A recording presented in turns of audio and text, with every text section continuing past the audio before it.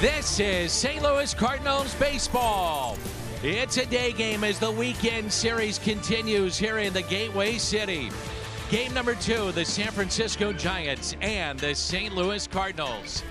Welcome to the broadcast booth here at Busch Stadium. That's the Cardinals Hall of Famer Jim Edmonds. I'm Dan McLaughlin, and Jim Hayes is with us as well. Cardinals and Giants game 2, and it's Paul Goldschmidt we're going to take a look at, Jimmy, as he's riding now 20 straight games in reaching base. And last night, 1,500 career games, unbelievable. I feel like he's out there every single day. And he's been swinging the bat. He's been a little streaky, a little hot, a little cold, and then he got hot again. The numbers lately are awesome. And I'm telling you what, if it wasn't for him, this offense would be in deep trouble. But even with him, they need to still score some more runs. So late home run last night for Goldie, and a look through 1,500 career games. Special ops, we're talking OPS. On base plus slugging. Votto, Albert, Miggy, and Paul Goldschmidt. Exclusive company for the Cardinals first baseman. Dakota Hudson is on the mound for St. Louis. The Cardinals trying to turn things around. Hudson and the Cardinals against the Giants. Game 2 on Bally Sports. Giants coming up. It is game number 2, day baseball at Busch Stadium. Ryan Helsley off to a terrific start here in 2022. Dominating coming out of the St. Louis bullpen. Some of the best numbers in all of baseball. And in that back pocket is a fastball that's one of the best in baseball. 103.1. That is the fastest pitch thrown this season. Munoz of Seattle, 102.8. Then Duran, 102.8 as well for Minnesota. The bats, can they come alive? We're about to find out. It's the Giants. It's the Cardinals. It's game 2, and it comes your way next.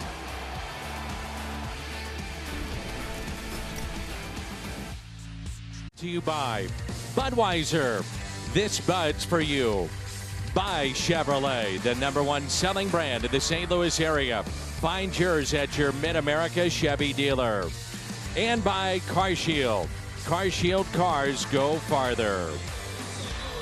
Well, the Cardinals trying to bounce back after a disappointing opening game to this 3-game weekend series. The Cardinals are 17-15. And the Giants, they are streaking. They have won 6 in a row and now are 20-12 on the year. Warm afternoon here in St. Louis, 86 degrees. Jim Hayes is with us. Jim Edmonds, I'm Dan McLaughlin, as we get you set for St. Louis Cardinals baseball. Brendan Donovan, the versatility that he is showing here early on in his big league career, and he is at third base this afternoon. And Amundo Sosa will get the start at short. Dakota Hudson is on the mound for the Cardinals. He's now 2-2 with a 3.56 ERA, 3 quality starts. We'll see what Dakota has on this Saturday afternoon. Yeah, and he's one of those guys that just needs to get out there and keep pitching. And you can see by the Hyundai pitch arsenal, a lot of sinkers. The four-seamer not so much, but the slider is the weapon. You get that sinker moving, and the slider is usually that strikeout pitch. Not a whole lot of other stuff, but he has it there. If he can throw a little bit of the curveball and the changeup, I think it keeps a lot of guys guessing and keeps the San Francisco Giants offense off balance. Mauricio Dubon was traded before the game to Houston. They picked up a first baseman / catcher, and they made some changes in their lineup. Lamont Wade Jr. will lead it off. A lot of lefties. Then Brandon Belt, Jock Peterson, Mike Yastrzemski. You also have Estrada in there, Crawford.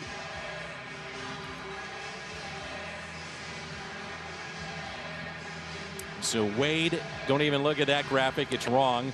Wade, Belt, Peterson, Yastrzemski, Longoria, Crawford, then Gonzalez, Donovan Walton, who was just recalled before the game, and Joey Bart will do the catching duties. So Lamont Wade Jr. will lead it off. Tell you what, I just saw Donovan walk over and shake the third base coach for the Giants' hand, whether he knows him or not. I think that's very professional, especially for a young player. Wade against Hudson, 1 for 2 with a home run, and he's driven in 2. And the first pitch is a ground ball, softly hit to first. Dakota Hudson is there, and the first out. Jim Edmonds, Toyota key to the game. Well, for me today, Danny, it's going to be strikes. It's going to be simple strikes. He can throw strikes and stay in the game. His last outing, 83 pitches, only 46 strikes. What does that do? That limits you to only 4 innings. So he needs to stay in the game longer and throw strikes. He's the only pitcher right now in the game with 250 or more fastballs thrown and a strike rate that is under 60%. So it's right around 57%. The strike rate on the fastball and 55% on the breaking ball. And that's taken low to Brandon Belt, who's at first base, sitting 250, 4 home runs, has driven in 11. Grounded into a pair of double plays in game 1 last night. And the 1-0 pitch is taken outside, 2 balls and no strikes. Well, the good thing with Dakota Hudson also, he's very comfortable at home. 13-3 is his home record with a only 2.42 ERA. So that is a big positive for him. If you're going to be up and down a little bit, you got to have a place of comfort. And today, hopefully, this is the place. And it's 3-0. Hudson, in his last home start against the Giants, it was September 5th of 2019, pitched well, 6 innings, and gave up no runs on 97 pitches. Been very good here at home. 13-3 here at Busch Stadium. 3-0 pitch, and that's a strike. Working with Yadier Molina today. I mean, if you don't throw strikes, I'll tell you well, so far what we've seen is this San Francisco team will make you pay. They don't swing the bat and chase a lot of pitches out of the zone. 3-2 pitch and a base hit out to left. Dropping in front of the left fielder today for the Cardinals, Corey Dickerson. And the left fielder for the Giants is Jock Peterson.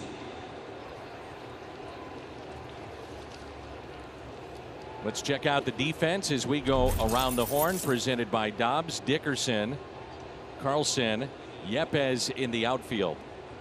It's Donovan, Sosa, Edmund, Goldie on the infield, Yadier Molina behind the plate. Around the horn, presented by Dobbs Tire and Auto Centers. Giants' 4th team this year to draw at least 35 walks in a 6-game span. That was one of the concerns with the ball game last night. A lot of walks, and the first pitch taken down and in the dirt by Jock Peterson. He's cooled off. He had a hot start. He's 1 for his last 25. Today's first start other than DH since returning to their lineup back on the 3rd of May. The thing about Jock is his home run power was just waiting to happen. Slowly hit. They'll get the lead man. And did they get 2? No. You know, he's one of those guys that when he squares a ball up, it's got the different sound. And it's always got to be in your mind as a pitcher. I was going to go with safe on this call, Danny, because his body was upright as he was crossing first base. So the eye chart from up here, from the distance, I was going to go with do not challenge. And the Cardinals elect not to, and now it's Yastrzemski. If you remember the conversation that we had last night. I do. Good. Yastrzemski, he's one of those guys that just doesn't chase much out of the zone. His chase rate is under 20%, 5th lowest in baseball. You think about a major league hitter, Jimmy, that doesn't chase and you're swinging at strikes. These guys don't miss a lot of pitches over the zone. Oh, that's the thing, and I keep harping on it. It is so much about learning what to not hit more so than what to hit. It is more about taking pitches and staying under control at the plate than it is about trying to hit the pitcher's best pitch. Usually, you just have to take the pitcher's best pitch and look for the mistakes. And it's 1-1. You know, believe it or not, they can't throw the ball where they want to all the time. Clearly, as you see, we talked about the walks the last couple weeks here with the Cardinals, and it's kind of a trend. It is just that difficult, especially with max effort guys now. You know, that's what makes what Helsley's doing so impressive. The lack of walks, just incredible. And the 1-1 pitch in for a strike, and it's 1-2. last 13 games. So you go back to the 20th of April for Yastrzemski. 2 doubles, pair of home runs, and batting .340. And he has tore up the Cardinals so far this season.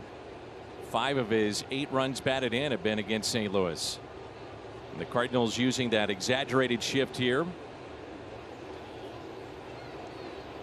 Let's see if he wants to throw over. And he will. And you're good at this game. Got to look at those signs, Jimmy, because we don't have pitch comm with what Yachty. you were doing right there? Yeah. Sorry, I missed that. So no pitch comm for Yachty. It's all traditional, putting down the signs. I don't think I could use it either. Although I wish in center field that I would have somebody, tell me ahead of time. And that is hit down the right field line, hooking and foul. He's got such a pretty swing, doesn't he? He really does. I wonder where he gets it from. Yeah, there's something to those family genes. Those last, I don't know, 10 or so letters on the back of his jersey. How many is that? 1, 2, 3, 4, 5, 6, 7, 8, 9, 10. So you get the idea. I get it. Carl Yastrzemski and Mike Yastrzemski. Carl, the Hall of Famer, and his grandson Mike. I think his dad feels bad that he's not in there a little bit. Like I was the miss. His dad was a good player though too. I was gonna say it's got to have some kind of baseball background a little bit. It's sharply right side, diving stop Tommy Edman, and takes a hit away from Yastrzemski. What a play from the Gold Glover Tommy Edman.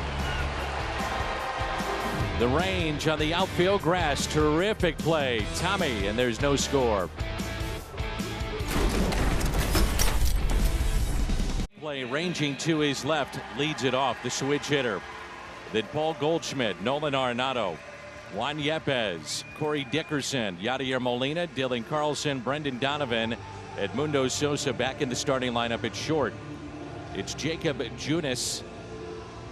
Pitched against the Cardinals last weekend and the former Kansas City Royal. Another start here today. Hyundai pitch arsenal doesn't throw a lot of four-seamers. Only about 7.5% four-seamers, but you can see all the other pitches he mixes in. Eliminate the pitches that he doesn't throw well for strikes. Go after the 2 pitches that you can hit and hunt. Make it Ground simple. ball that comes up on Walton, who has just been recalled, the second baseman, and he makes the play for the first out. Junis loves his slider, and he's got a pretty good one. He throws it about 55% of the time, and the opposition is hitting just 114 against that pitch. So keep an eye on that as we move throughout our afternoon today. Here is Paul Goldschmidt hitting .299, trying to make it 21 straight times on base. 3 home runs, popped his 3rd home run last night late in the game, and he's driven in 16. Team shift against Goldie, but he'll take the ball the other way. Yeah, I don't really. You know, the thing that I guess you have to play for is just when he mishits balls, because you can't play for the base hits, and it's almost like playing defense on if the pitcher throws the ball down the middle, you can't really cover that. You're playing defense on hopefully he makes his pitch, and hopefully the ball gets hit where it's supposed to. Slowly hit to the right side. And that is Walton, and the second out. Giants defensively as we go around the horn, presented by Dobbs. Evan Longoria getting a start. He had his first hit of the season last night. In the outfield, Peterson, Yastrzemski, and Gonzalez. Longoria, Crawford at short, Walton at second, Belt at first base, and Joey Bart behind the plate. There's Nolan Arenado, and he's serving as the designated hitter. Head-to-head, 2 for 6 against Junis. Fastball and a strike.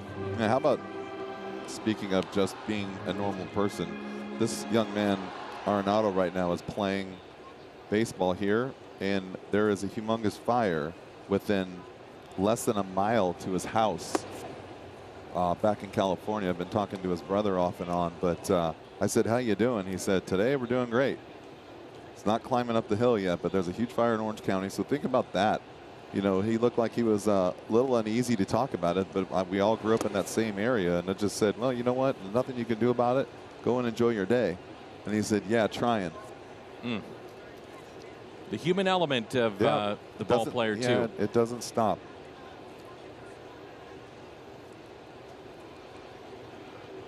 2 outs, nobody on, and a 2-1 pitch to Nolan Arenado. And that'll be a base hit. I think into that's center field, and that was the slider. I think that's kind of the thing that, if Danny, for sure, if you could really kind of bring it to light, these people are just like us, right? They're just like you and me. They do a job. They're great athletes. They excel in certain things, just like CEOs and other stuff. And sometimes we put them in a kind of a stratosphere that is unrealistic, and they're going through the same stuff that everyone else goes through day in and day out. There's Juan Yepez. 9 games this year, hitting .382. Couple of home runs and has driven in 4. He's hit the ball up the middle last night. Picked up a base hit and also hit into the shift right where Walton, the second baseman, is positioned at. He's 2 for 2 against Junis. Had a home run, his first in the big leagues last weekend, and he's driven in 2 against Junis. He's putting on a show, isn't he? First week in the big leagues. Good player. Impressive. Good player.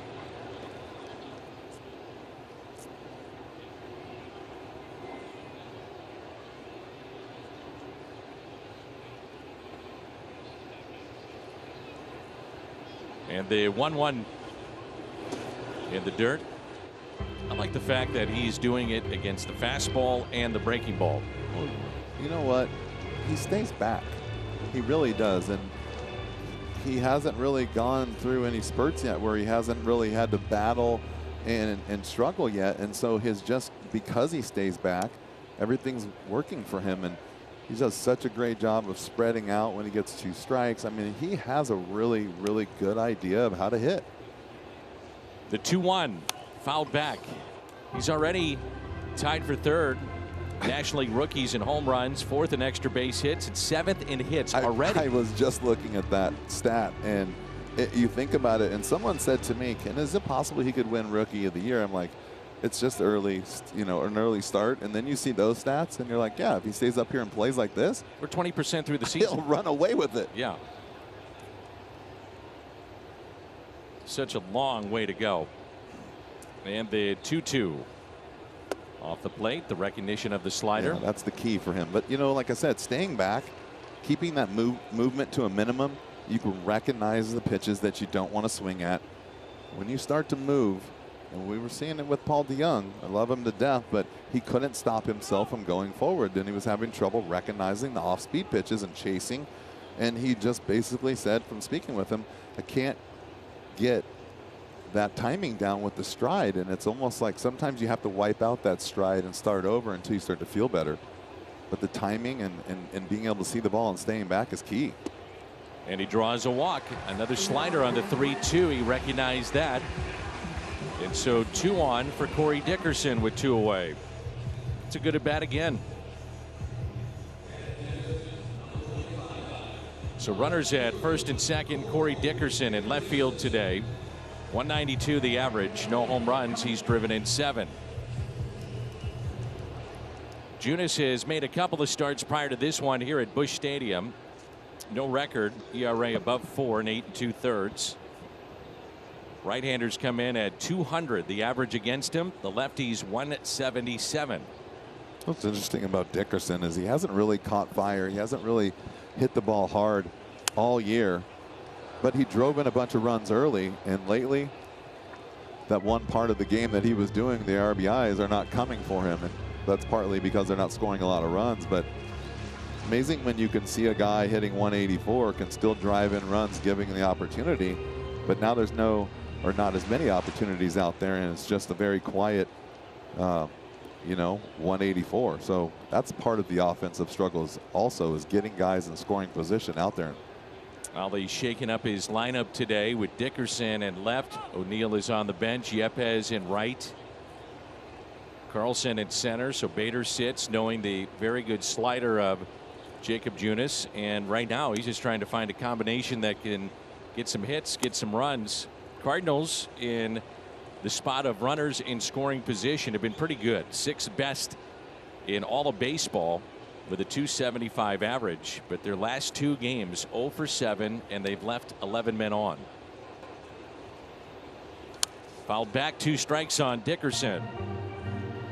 So the Kind of the Cardinals saw Junis on the weekend. He went 5 innings, gave up that home run to Yepes, 79 pitches in that game, Jimmy. That's kind of the swing he needs. I was trying to say is just basically he needs to be able to stay back and drive balls. He's kind of he gets out front too, out in front of his front foot, and then you can see sometimes he has to pull the bat through the zone to catch up.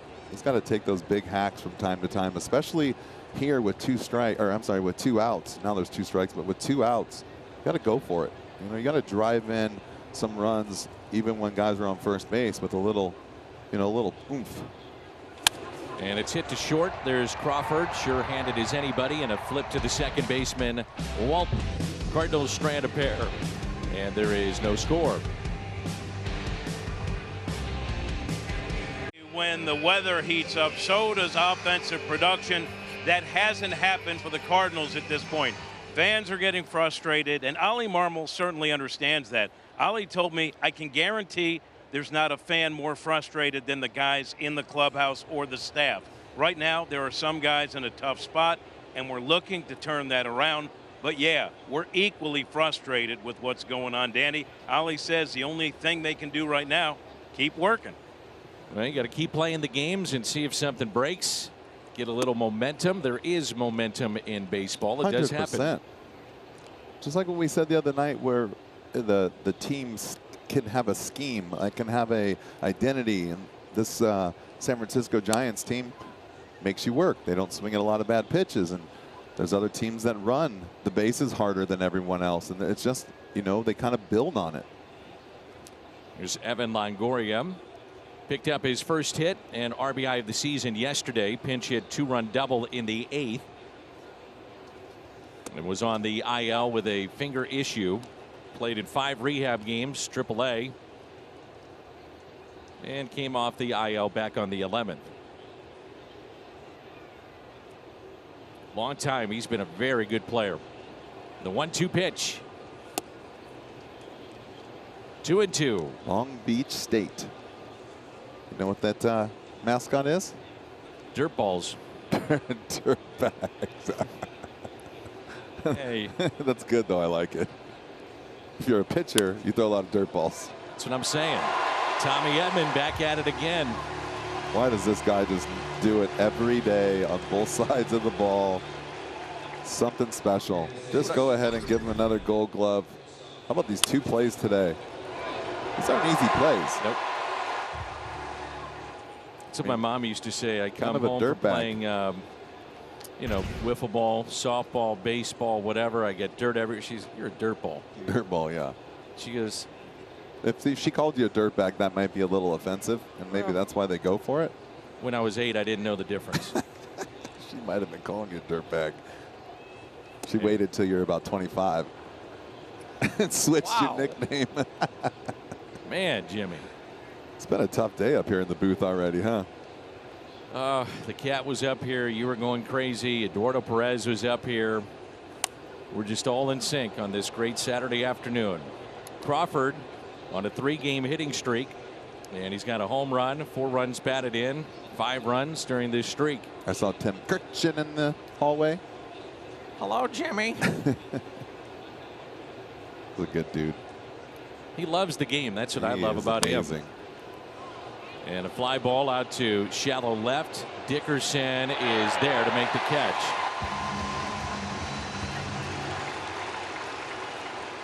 MLB.TV, 50% off for a limited time only. Stream out of market regular season games live or on demand, plus MLB Big Inning and select pregame and postgame coverage. Visit MLB.TV for details. Tell you what, that's a great play by Dickerson. I mean, that's an underrated play for him. He was really deep, probably too deep, but he recognized instantly, and first step was full speed. And he knew he was in trouble, and he could have just coasted and let one of the infielders go back on the ball and probably look bad, yet he busted it the entire way. I'd love to see the distance that he covers here. Watch this. He's full sprint already. He's won a Gold Glove. Well, you know when you're out there, if you pay attention and you're determined to be a good player, you know when you're in no man's land, and that was one of them.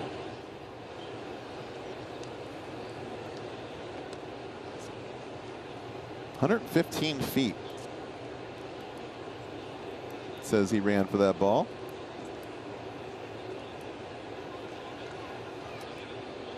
Gonzalez hitting .328.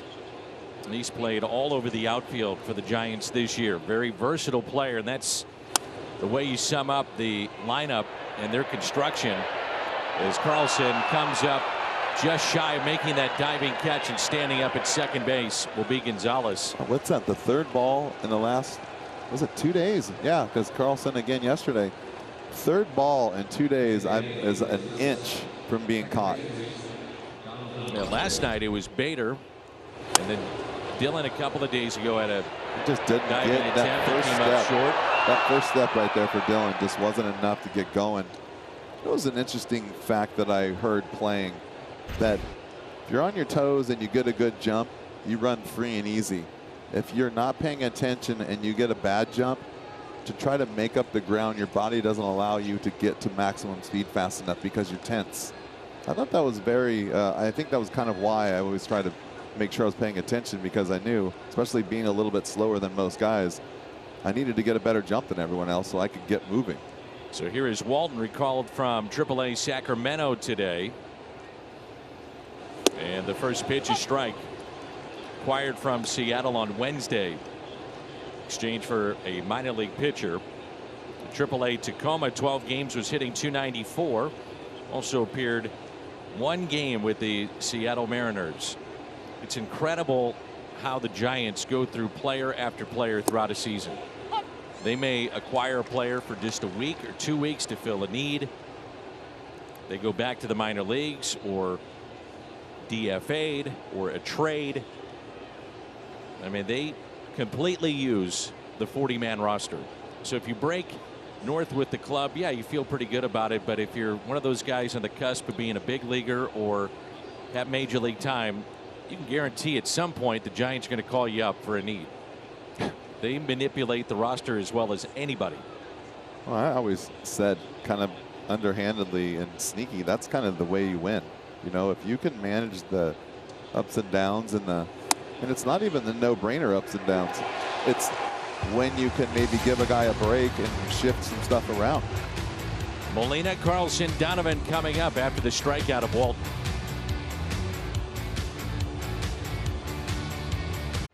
Injury report. Fewest games missed due to injury, 69 for St. Louis. And usually that means that you're winning a lot of games when you have this kind of team and this kind of lineup. But it hasn't been clicking here as of late. Maybe it changes today. Yadier Molina sat the last couple of days. Nice and fresh. 221 the average, 1 home run, and has driven in 2 on the year. Last 10 games he's picked it up. Couple of doubles, home run, hitting .282. And he said, by his own admission, I didn't come in great shape. It was going to take me a while to get my feet under me. And now this would be about the time that you'd say, okay, now he's ready to go.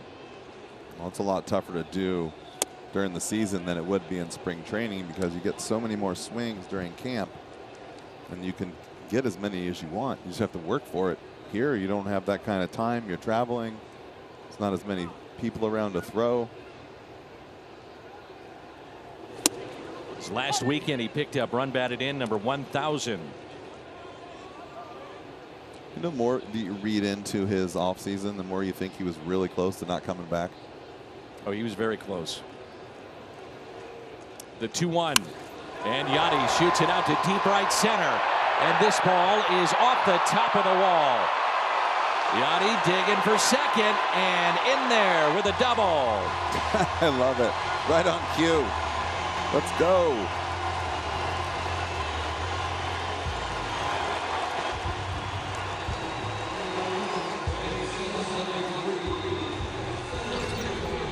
What a great swing. That is what you're supposed to do with the ball out over the plate. Talk about looking for a sinker. When you get a sinker baller, you look for the ball away so you don't pound it off your feet. And that is perfect. You can't draw it up any better than that right there for Yadi Molina. Hit number 2,128 for Yadi. And he passes Hall of Famer Mike Piazza, 6th most all time among primary catchers and hits. was talking to Benji Molina, his brother, working on our Spanish broadcast, and we're talking about both Buster Posey and Yachty. And he said Buster's a great player, and I think he's a Hall of Famer. He said, but I talked to some people, and they get concerned about longevity with Buster. And he said, with Yachty, you got the longevity, but you start looking into things like what just happened, passing a Hall of Famer, Mike Piazza, in hits, and that opens some eyes right there, doesn't it? Solidify your case. This is Dylan Carlson. I said, what's the best attribute of your brother as a player? I said, I know there's a lot, but what is it? He said, he's so smart. Smart, tough. I think I was kind of shocked that I saw the age of Buster Posey. I think he was like still just mid-30s, right? Yep. I don't remember exactly off the top of my head, but I was thinking, man, he could still play another few years easily. And the 1-2. Carlson pulls it right side, and that'll advance Yachty to third. And a chance for Brendan Donovan. I think when I was looking, it was just 35. Like, it's a very young. I always put it in my career perspective. So I was still kind of having good years at that time. 35 years old. Won the World Series when I was 36. Yeah, I mean, the guys were playing back then a lot longer, but you know, Buster made a bunch of money. Yeah, and he had that money was a little different. Significant knee injuries. Very much a family man. Here is Donovan. You know, that's the kind of at bat that Carlson had that Ali will say, okay, you didn't get the hit, you didn't drive him in, but you moved him over. That's a team at bat that we're looking for. It looked like he was making that effort right there. I really truly believe, only by the way his body position was on each swing. Looked like he was trying to get out in front. Well, Donovan, 7 hits this season, 4 have gone for extra bases, and he's reached base safely in 8 of his last 10 plate appearances. He's at third base. Infield is in. And the 1-1. Donovan, a base hit into right field. And the rookie continues to hit on his way to second base. And it's 1-0 St. Louis. Danny, this kid's a player, I'm telling you. Watching something the other day when his first, these kids, they come up and they're doing the right things, and they battle and battle and battle and get runs driven in by being able to hit the ground ball, hit the fly ball. It's just awesome to watch. He takes pitches. He's not afraid to hit late in the count. He stays back. He hits the ball to all fields, and that is absolutely perfect. And you know what that reward right there goes to? Dylan Carlson. And now it's Sosa. His first start in quite some time. Had to go on the COVID IL, and then a couple of games down to the minors just to get back in action. Was called up, sat for a bit, and now a start at short. A ball and a strike. The way that Donovan is hitting, it's going to be tough to get him out of the lineup, especially with the lack of offense the Cardinals have recently had, but not from the bat of Donovan. Yeah, I was going to say, I don't know if you can take him out of the lineup hitting .348 with production. Sosa hits it to the right side. Belt is there. Donovan to third. And there's 2 away. Now Tommy Edman, who's been very good in these spots, runners in scoring position, beginning the season in the 9 spot in the St. Louis lineup, and was coming up with RBI opportunities and made the most of it. And then he was getting on base so much that they moved him up in the lineup with his lack of strikeouts. Nearly a .400 hitter with runners in scoring position as the Giants shift on the right side. 2 outs, runner at third. And a fastball and a strike. Tommy, first time up, grounded out to second.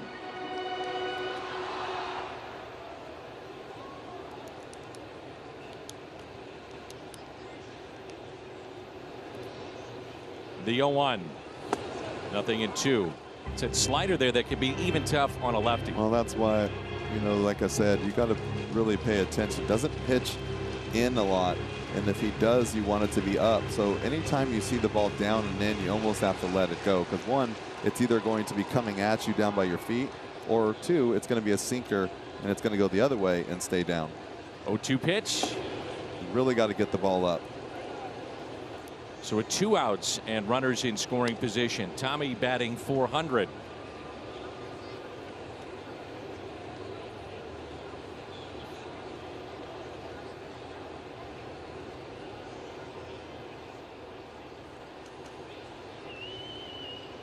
And the 1-2, swing and a miss, and that's the pitch that we're talking about, under the hands of the left-handed hitting Tommy Edman.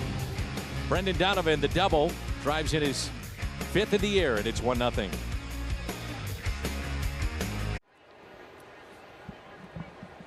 Beautiful day here in St. Louis. Cardinals wrap up the homestand tomorrow, and then it's off to New York to face the Mets, first of 4 against Buck Showalter's club.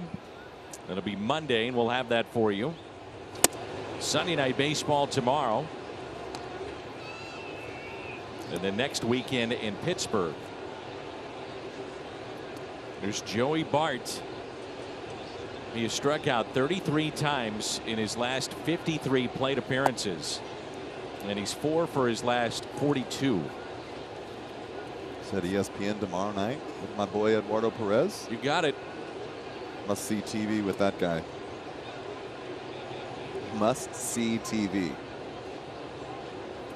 And the 2-0 lined into right field. And when you're 4 for 42, that's what happens. That's a great swing. Yeah. It's just, sometimes you talk about it when you just can't buy a hit, so to speak. It just goes in spurts.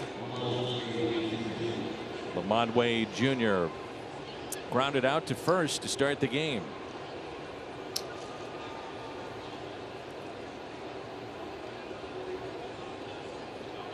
Wade was the Willie Mack Award winner, named in honor of Willie McCovey. It's given to the Giant that is most inspirational on their team. It's voted on by the players, coaches, training staff. Fans get into it as well. It's been handed out since 1980. And Willie Mack would hand out that award until 2018 when he passed away. What's cool, they put the plaques with the names of each winner. They're placed in the ground surrounding the statue of McCovey on the southern shore of the China Basin, also known as McCovey Cove. You like that area, don't you? Love it. Your knowledge of that area blew me away when we were there. It's just such a neat. I tell our fans, if you have the means and you have a chance to go out and see the Cardinals on the road, there's various places to go, but you got to put it on the bucket list of going to San Francisco. Beautiful stadium, and just walk around, take the time. I think it's funny being around you, and I can tell where your favorite places are because you do stuff like that. Give me my favorites. Well, I know you're. I don't want to bring them up, and because I know your least favorites. But what I did notice was you were very adamant about San Francisco and the things that were there, and you kind of brought a little bit of light. Ooh, fair ball just inside the first base line. He's got a pretty good arm, and that's Yepez, and shows it off. What a play. Good job. That's a great read right there. You know, a lot of guys will just run into that corner and take it for granted. You have to know when that ball has a chance to hit off that wall down there.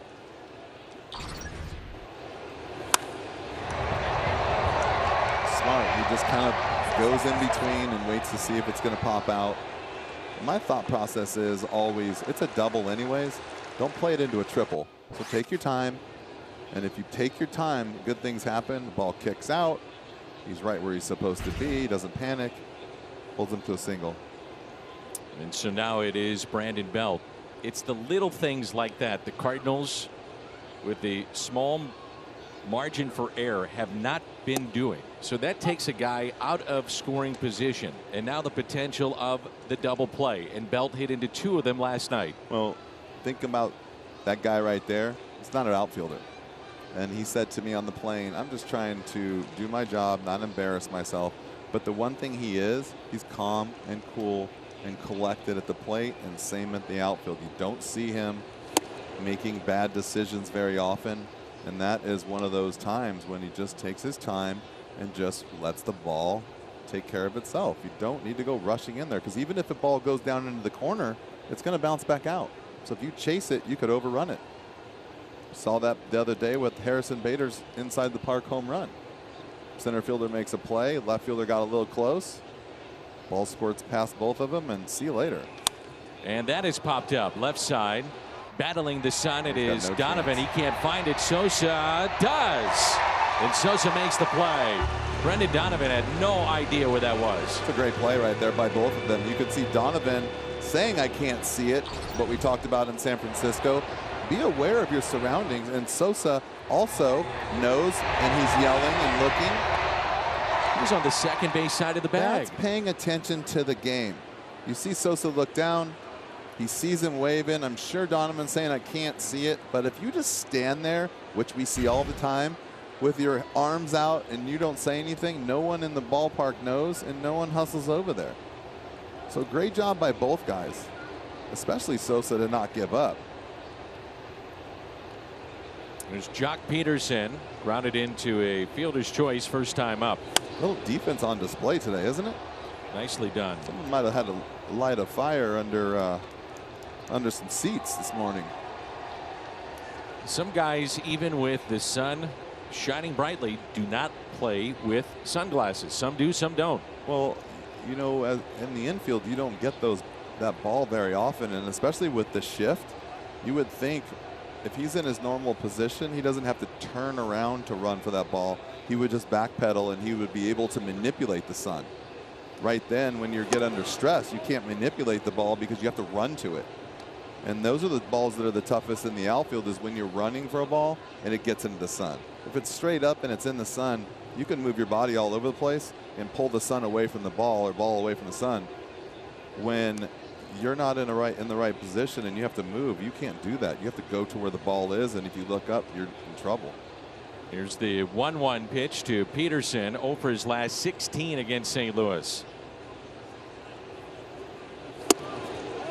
Jock, who grew up a Giants fan, grew up in that area, was at their World Series parade in 2010, and then becomes a hated Dodger. Last year, the World Championship with Atlanta after starting the season with the Cubs, and picked up by San Francisco. Speaking of Eduardo Perez, when he would play the infield or even the outfield, people didn't think how athletic he was. They just saw a big guy, and they would stick him in different positions because he could hit. So he would yell when the ball went up in the air, "Don't panic, don't panic." And because he was under control. I thought it was hilarious, though, because he did have a little depth perception issue with his contacts. But that makes me laugh, because that's exactly what just happened out there on the field. Is, you know, Donovan's yelling, Sosa gets over there, and I started thinking about Eddie saying, "Don't panic." But that was definitely a panic moment that everyone kept under control.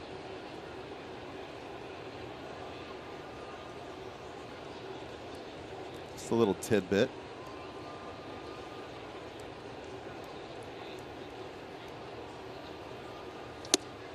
Off the plate, and a walk to Peterson. So runners at first and second, and it brings in Mike Yastrzemski.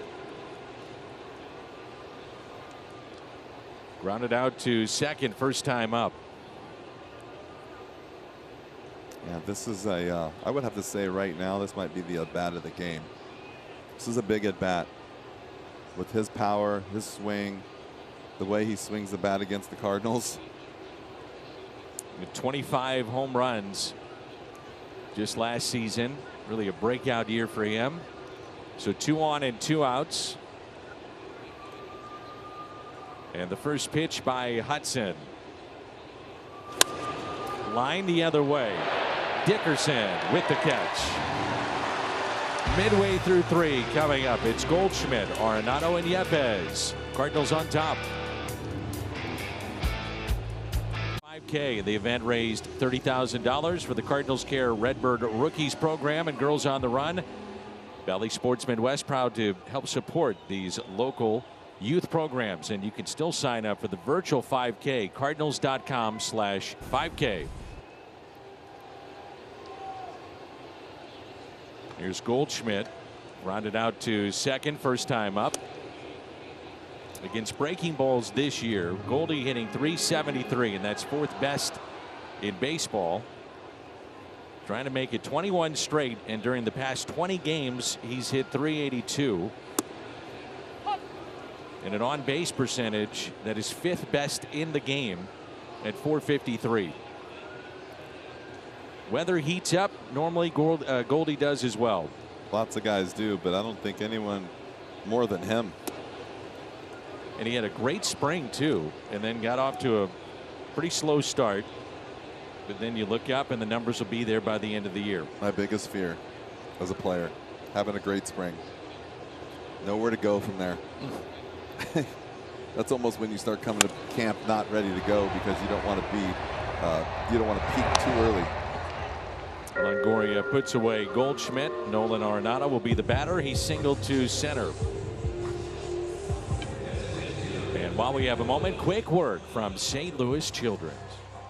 St. Louis Children's Hospital, the only place where Washington University physicians have gathered from across the globe, discovering and developing life-changing treatments for kids. Goldie and Arenado among the active leaders against the Giants. Along with Albert Pujols, Arenado has played some of his best baseball against San Francisco. 32 home runs. He's driven in 109 against the Giants. That's the most against any opponent he's faced.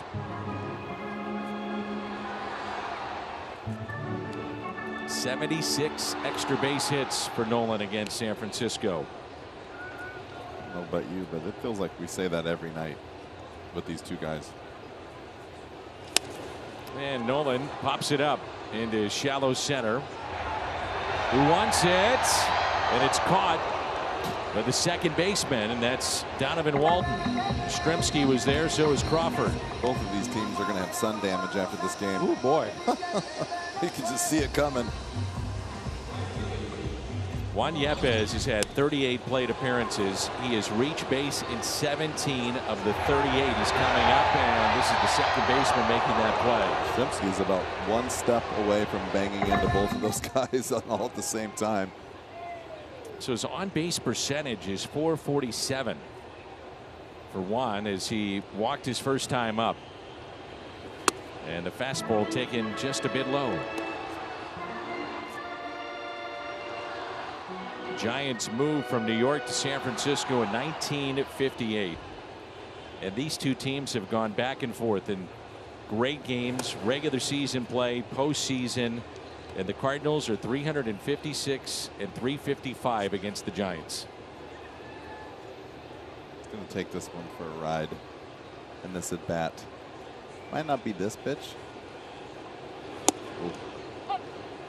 And he knows it too. So you're calling it here, Jim. As a pitcher, you see when you see the 2-0 slider, you're like, do not want to throw a fastball to this guy right now. All right. He's going to throw it right here, though. Here we go. The 2-1 pitch. Better bounce it. Oh. And Yepez hits a fly ball. Wow. Into left center. Yastrzemski is under it and makes the catch. This close.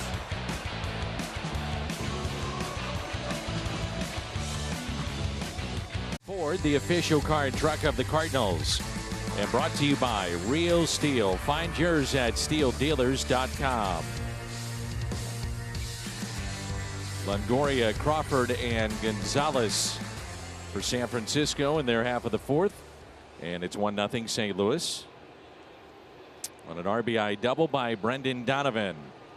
And the first pitch lined into center. Carlson going back. He's there to make the catch. One pitch and one out. Cardinals' most recent Hall of Famer Ted Simmons honored at Busch Stadium. Bronze statue last year. And on Sunday, May 29th, 25,000 fans ages 16 and older take home a replica of this statue thanks to Edward Jones. And that's cardinals.com/promotions. Jimmy, we talked about it. Third base and the catching position has not been recognized all that much by Cooperstown. So Ted Simmons, it took a long time for him to get in, and he should have been in a long time ago. Finally gets in, and then you're going to have Yachty and you're going to have Buster Posey, and thinking about the Hall of Fame. I just think it's funny that the way they vote, that they don't allow certain guys in, and then 20 years down the line, they're like, oh yeah, we missed this one. How did you miss it when it was fresh? Well, I think what we see now is that there's a wave of newer voters, writers that take a look at the analytics and put that as a piece to the puzzle. I mean, Simmons has talked about that time and again. He said without the advent of analytics and really taking a hard look at his career outside just the main numbers of years played and average, runs batted in, homers, said, I'm not sure I get in. And a ground ball that's hit to short. Not that I agree with that, because when he retired, he was among the all-time leaders in a lot of offensive categories for catchers. Well, I just think there's too many guys that vote that really don't know what they're doing, to be honest with you. That's just clear and cut. They need to have a mixture of ex-players, and like the Veterans Committee now, that should be kind of how it's done. It should be done by people who know the game, not just watch and report on the game. Especially because some of those guys don't even watch the games in person. Here's Luis Gonzalez to the ground out into the shift off the bat of Brandon Crawford. So Molina today picking up that hit. He's now at 2,128. Sixth all time among primary catchers. And then you have Yogi Berra. He's got a chance to catch him. He'll have a chance to get to Jason Kendall, who was fourth. And then the Hall of Famers Carlton Fisk, Ted Simmons, and Pudge Rodriguez had 2,844 to lead all catchers. And a grounder foul. Jason Kendall is fourth on that list? He is fourth on the hits list for the catchers. Yes. And his name's probably never come up for the Hall of Fame. He was such a unique combination of being a catcher and a leadoff man. And a hitter. Like a hitter. Like, he was a tough out. Played on some poor teams in Pittsburgh, too. Didn't get a lot of attention, but he was a tremendous player. Gonzalez doubled back in the second inning after the diving attempt from Dylan Carlson in center. The 2-1 pitch inside. Let's see Yachty even trying to correct him there. He sees it pulling across his body maybe a little bit. You just see the inconsistencies for these guys with good stuff. They're falling off differently pitch by pitch, and just trying to keep your mechanics under control. You can just see right there, like when he throws that changeup right there, it's just, if you look at the, like sometimes when you notice, you can kind of watch the whole project and then notice when the ball is not close to the zone and think back of where his shoulders were at release point. They're not even like, you know, he's not square. His head's going to the first base side. You got to keep your head up and your shoulders up and deliver the ball downhill. And I think a lot of these guys, when they try to throw the ball down the zone, they kind of push their body towards it. It's the opposite. And it's slicing foul. Now we are getting closer to having the electronic strike zone, so pitch framing is still kind of an art form, and Yachty, even at this advanced stage in his career, is one of the best. So catchers have what they call the shadow zone. It's a ball width on either side of the edge that you get for a strike. Yachty's getting that 52% of the time, and that's second most in baseball. That's important. You know, what I've noticed even this year, and he knows pitch by pitch, when he knows it's a borderline pitch, especially the breaking ball, watch how deep he catches it near his body. He lets it travel. Instead of going out there and snatching it, he'll let the curveball get way deep on him so it can settle into the strike zone. And a pickoff. Ooh, just back in safely is Gonzalez. You see Yachty set that up. He got pitch inside, he turned, and he got set. It's obviously communicating to Goldie right there. He's already in the set position. See him right there? He's turned. He knows he wants the ball in there. He knows he has a chance, but you can't throw to first if that ball is not on the first base side. I thought it was interesting because right away when he set up, I thought, man, he's really trying to get the ball in there. It made sense. That's what Pudge did so well. That any time that the ball was on the first base side of home plate, you had better get back. as he's coming after you. I thought it was incredible for so many years. 11 almost. But he and Pujols together in terms of what they were able to do with so many pickoffs in big situations of games too. Well, you just you develop that relationship where, and it's not a whistle or a hey or it's this. You just see like little hand movements and it catches your eye. It's the same thing with Mike Matheny and I when we had kind of like a little gesture. Like sometimes he would literally, I could see him saying, "What do you think I should go with next?" Like at a long at bat or a bunch of foul balls, and he kind of would shrug his shoulders like, "I'm running out of ideas." And then he and I had hand signals back, like my feet were fastballs on either side, my hands were breaking balls, and just throwing out thoughts. It's like everyone's watching, not just you, Mike. You're not just on your, you're not just on your own. I'm in this with you, and it's interesting. And Albert, same thing. He sees Yachty moving around. He sees the glove wiggle. He puts his hand down. It's like he was going to tell the first baseman or the third baseman that the ball's coming on their side. You go from there. It's like telepathic. The thing about Yachty too, over the course of his career, the amount of attempts against him and the Cardinals as compared to the other teams, and it's astronomical how much he controlled the running game. Now the numbers would say, well, he didn't catch as many as this particular catcher or somebody else. Well, how many times did they run against him? Refresh my memory. Do you remember we talked about that? It's in the hundreds. I think it was 600 or 400 less attempts over the course of his career than the second most, or the second least, I guess.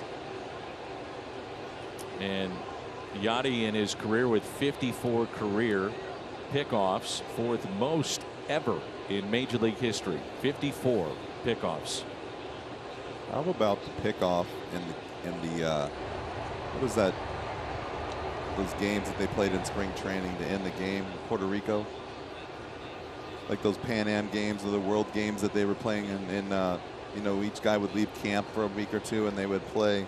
They were playing the World Baseball Classic. World Baseball Classic, and they were playing in San Diego, and he picked somebody off to end the game for Puerto Rico, and you'd have thought he just hit a walk-off homer, and the whole place went nuts.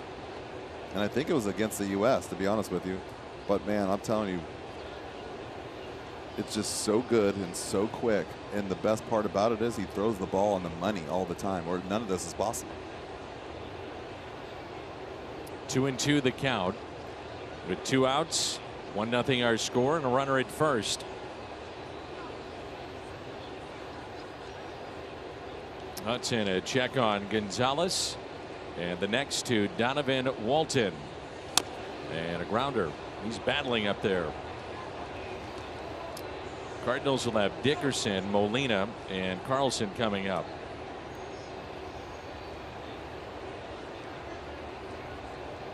Five minor league seasons. Walton hit .287, 38 home runs. Originally a 5th round pick by the Mariners out of Oklahoma State. We should have called Matt Holliday and gotten a scouting report. Matt coaching at Oklahoma State. And the 2-2 pitch. Matt's son has a chance to be as high as #1 in the country coming up in this year's draft. Well, you know who the other one is? Andrew Jones' son. That's right. Those kids could go 1 and 2.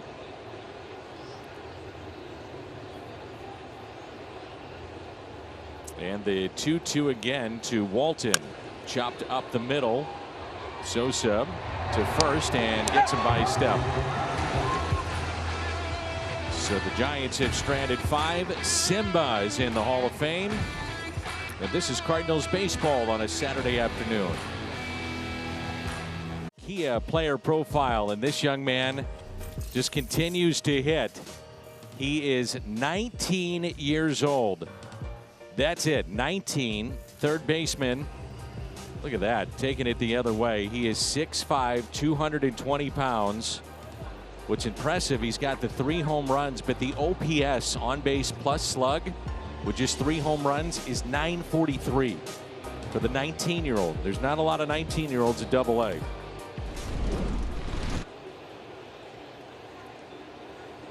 Here's Dickerson. Cardinals are extremely excited about that young man who can run, and he's got a big arm too. So you've got Nolan Arenado you would have to figure in the fold for a while, and that means maybe learning more first base, playing some outfield. He's also had 10 stolen bases, and it's worth repeating at 6'5", 220 pounds. There's Corey Dickerson, then Molina and Carlson. I had the chance to visit with Jordan down at spring training, and he is all business and a very likable young man. Big smile, loves being at the ballpark. He's going to be here sooner rather than later.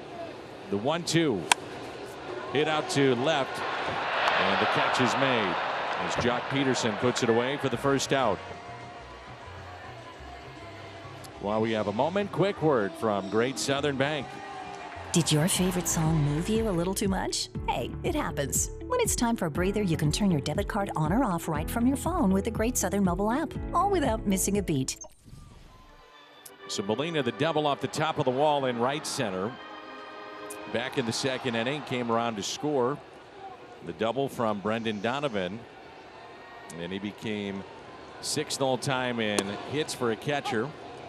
And in terms of doubles, he is only 4 back of A.J. Pierzynski for 5th all time in doubles by a catcher. Pudge Rodriguez leads that list as well, 572. And Simba, number 2 on that list at 483. 572. That's a lot of doubles. A lot. And the 0-2. Talking with Ted Simmons about a month ago, and I said, how would you define Yachty? He said hitting coach, pitching coach, manager, bullpen coach. Ted was a longtime scout GM when his playing career was done. He said what you can't fully understand are the intangibles that Yachty brings to the table every day. Controlling the pitching staff, controlling the game, calling the game backwards at times. Obviously controlling the running game. When I went to camp a few years before COVID, I think it might have been Matt Holliday was taking ground balls at first. And Molina hits a fly ball into left field, backing up Peterson, and he'll make the catch shy of the track. And Jose Oquendo was hitting the ground balls, but guess who was helping him out at first base? Yachty. Yep. And that's part of, just paying attention. Talk about it, the more you learn, the more you know. Obviously, the more you pay attention in this game, the more you can learn everything about every position, and it's kind of what he does.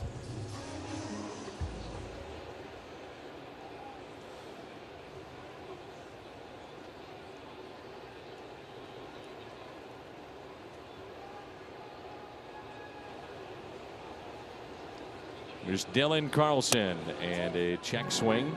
Looks at a ball, though, held up outside. 1-0, 2 outs and nobody on as we play here in the home half of the 4th.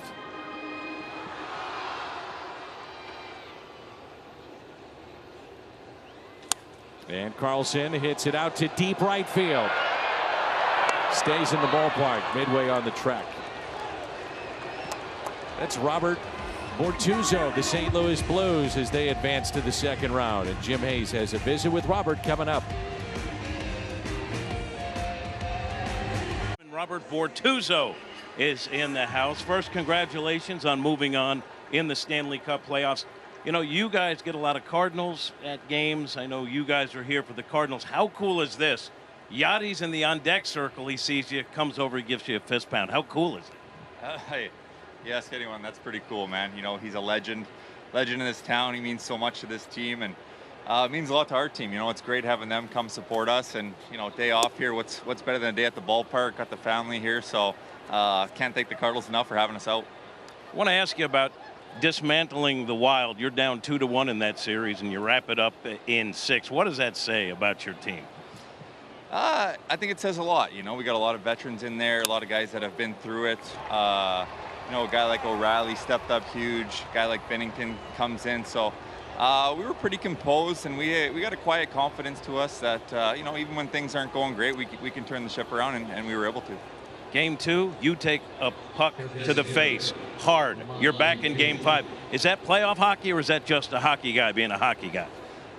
It's a little bit of both. You know, it's tough. I wouldn't recommend it, but you know, you see your teammates out there sacrificing, and it's tough sitting out and watching guys knowing that they're putting their bodies on the line. So that just gives you a little bit more incentive to want to get back. And we got a bunch of guys that are willing to do that. So I think that's what makes us successful. Very impressive. All right, up next for you guys, the Avs. How do you look at that matchup?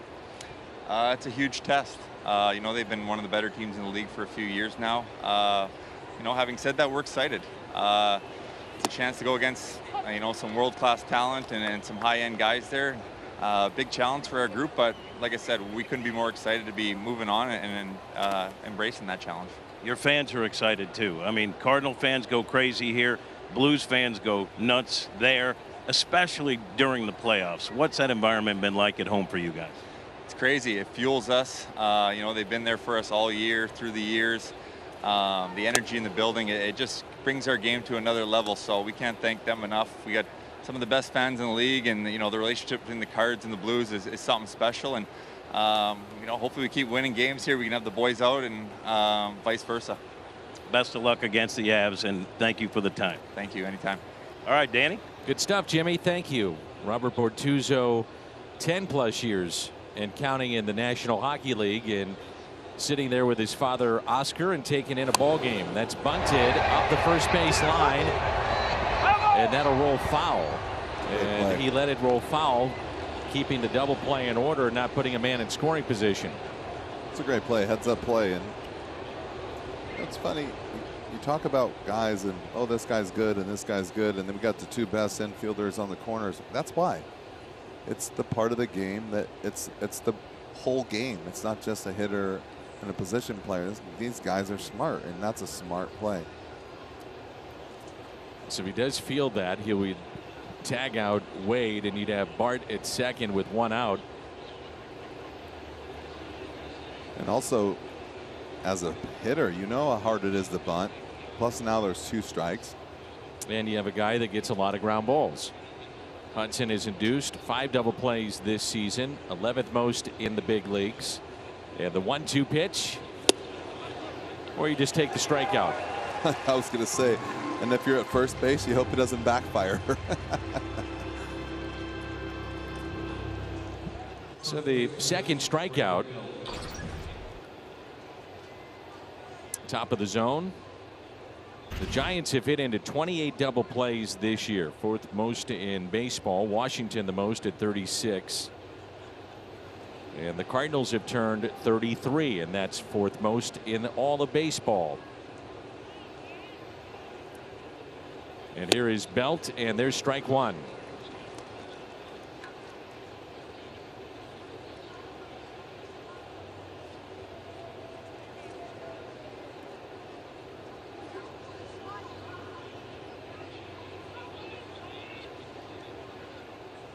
Cardinals with a shift on the right side.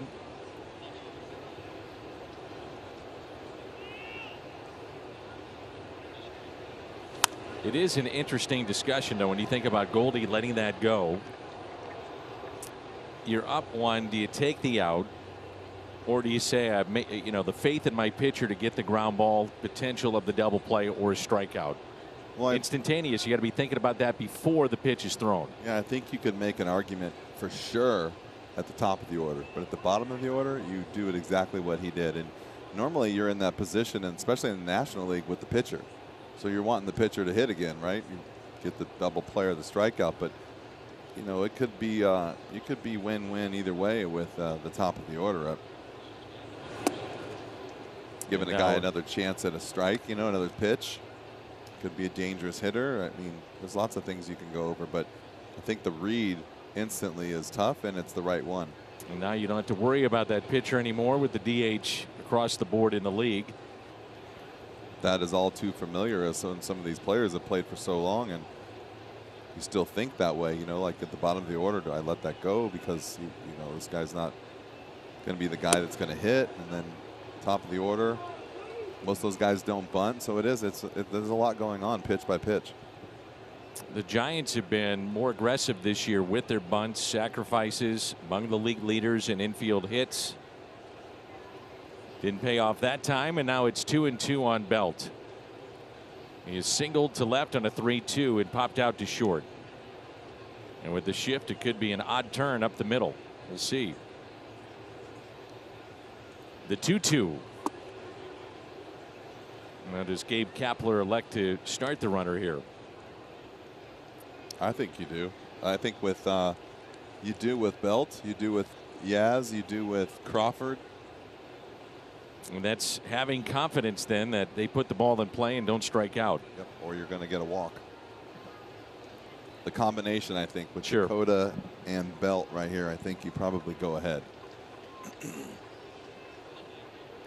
And the 3-2 pitch, Bart not running, and a base hit out to left.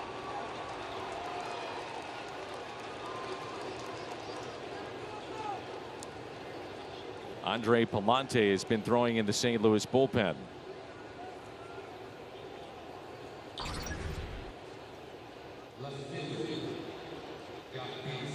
Good piece of hitting right there. Not trying to do too much. That's why I start the runner right there. You figure if he puts the ball in the zone, he's going to have a good swing at it. And the thing that I like is he's able to hit the ball both ways, pull and the opposite field. Stays on the ball. Dakota either going to throw you a pitch to hit or he's going to walk you. So those combinations, taking my chances right there with starting the runner, especially with one out. So one out and runners at first and second. So if Goldie would have taken that out, you're talking about a tie game right now. Yep. And now if, say, you're in the bullpen and Helsley's pitching, or you have, you know, Hicks pitching, I don't run. But with that matchup, I would have ran. Peterson today is walked, grounded into the fielder's choice, 2 runners on, and the 1-0 pitch with 1 out. Little chopper hit to the right side, and they'll get the man at second. Runners at the corners for Yastrzemski.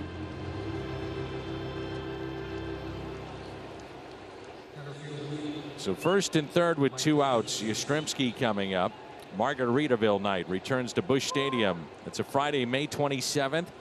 Purchase of a special themed ticket, you'll receive a Margaritaville inspired performance long sleeve t-shirt. Cardinals.com/theme.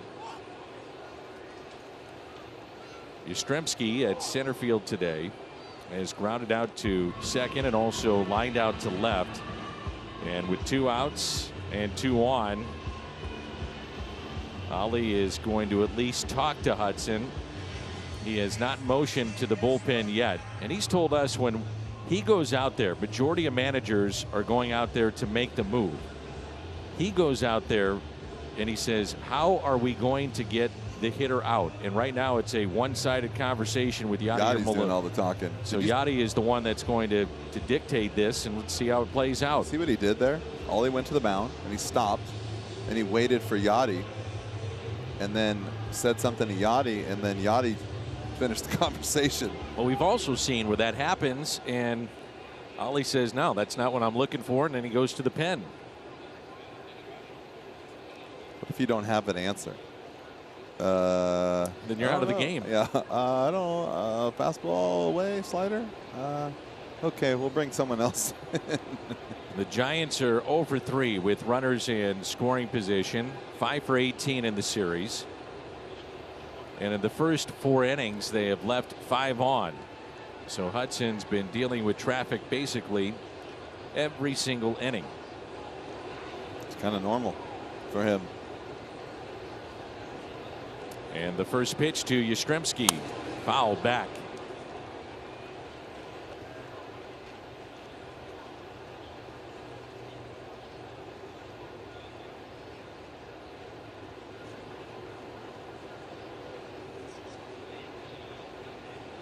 They're just 2 for 24, the opposition against Hudson with runners in scoring position. He's been very good in this spot this year.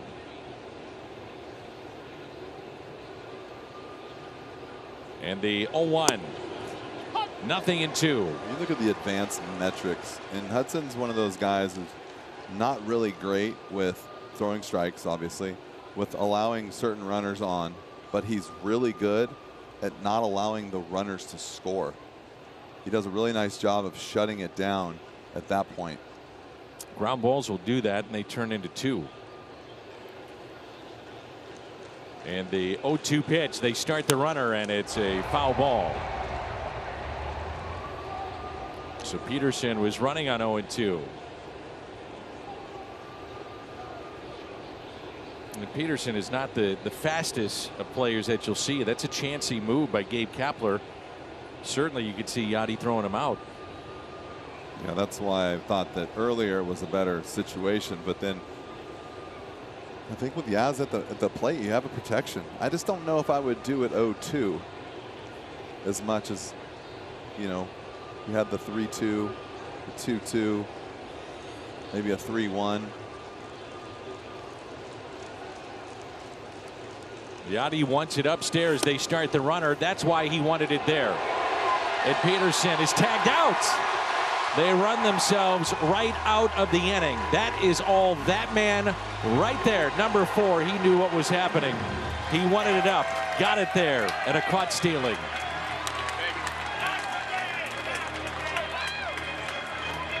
Get in the rundown? I don't think so. I think the Cardinals basically pitched out. It's a straight steal, and he's out. Yeah, I'm not really sure what happened there, because you would think that if it was a planned play that the runner at third base would have had a little bit more distance between him and third base. Well, Belt was going back to the bag at third, he had so no chance. Yeah, that's what I'm saying. He's going back. But I think, you know, sometimes if given the steal sign. So in the past, that play could happen where the third base coach will give you the steal sign, and then he'll whisper in the ear of the third baseman, or the runner at third. So the hitter or the runner at first thinks, okay, does he want me just to run through, or am I supposed to, you know, there's signs for it, but yet maybe he was thinking another thing, or just realized that I didn't get a good jump. I'm in trouble. I better stop and see what happens. A ball and a strike on Brendan Donovan. RBI double back in inning number 2. Second plate appearance in this ball game, and a slider taken down and in. 2-1.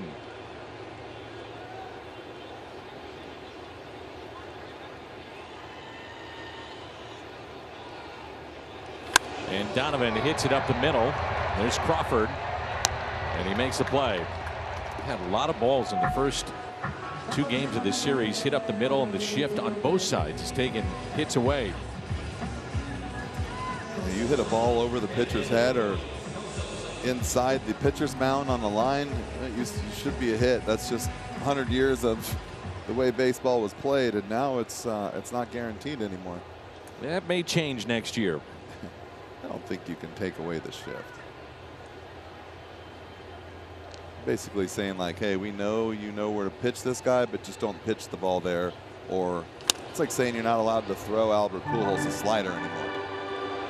I'm going to say, hey, you can't play defense this way. I think that'd be interesting. But sometimes the rules don't always make sense. Mm-hmm. I'm sure a lot of kids out there will agree. I also think we're going to have a wave of kids like a Nolan Gorman that has been on the national stage as a high school top prospect that has dealt with the shift. And so you'll have a wave of kids getting into pro ball that have seen this at a young age, where some of the older players of today probably never dealt with it in high school, college, portions of minor league baseball. I mean, you don't even see it at the high school level yet. I still think the kids are kind of still out there kind of trying to figure it out. Even most of the coaches are still trying to figure it out. So it's a big difference, especially up here. So 0 for 2. Top of the lineup, and Tommy Edman. A reminder that all Sundays, starting 2 hours prior to every home game, there's games, prizes, free North Star frozen treats in the Ford Plaza, presented by Prairie Farms. Night game tomorrow, Sunday Night Baseball. And we'll be with you then Monday from Citi Field. Edman is 0 for 2, grounded out and struck out. And there's ball 1. Junis approaching 70 pitches here today.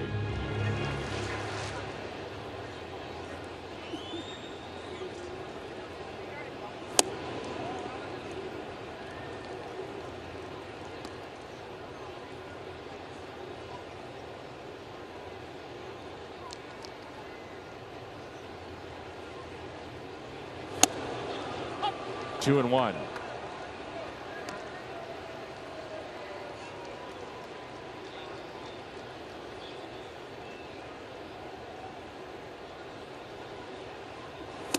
Two and two.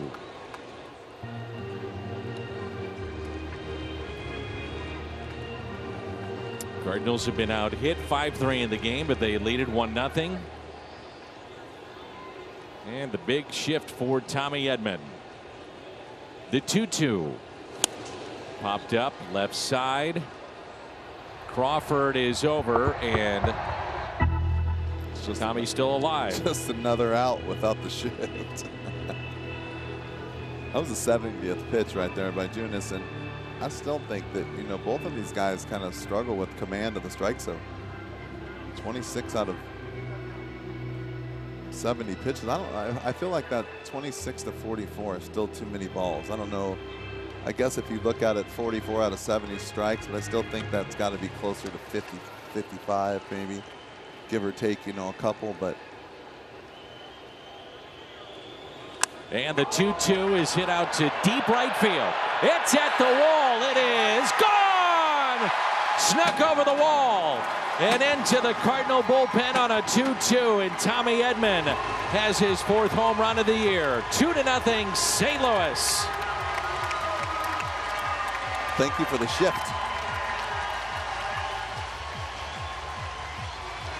Tell you what, in this replay we might get to see Gonzalez makes one heck of a play at this ball. I bet you he doesn't miss this by more than a foot.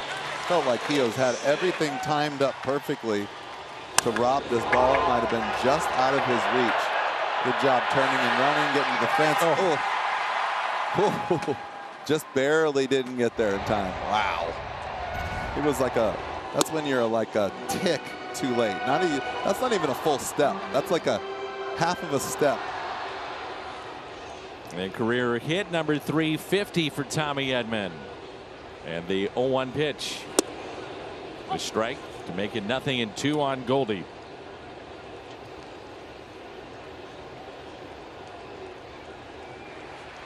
Tommy has scored now in 4 straight games, matching his season high.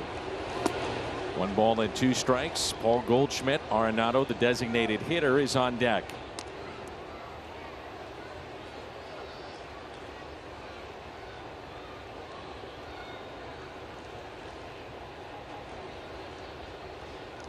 And the 1-2.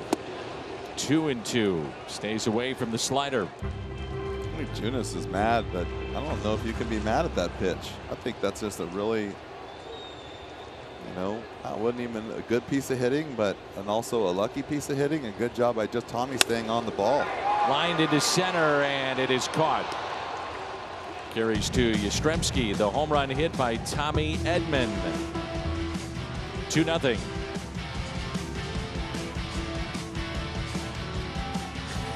This afternoon, we salute Your Words STL, nonprofit that uses tutoring, creative writing, and projects to amplify the voices of St. Louis's marginalized youth. Thank you, Your Words STL, for pitching in to our community. So Tommy Edman, the home run to make it 2-0. Genesis Cabrera, or Chevy called to the pen.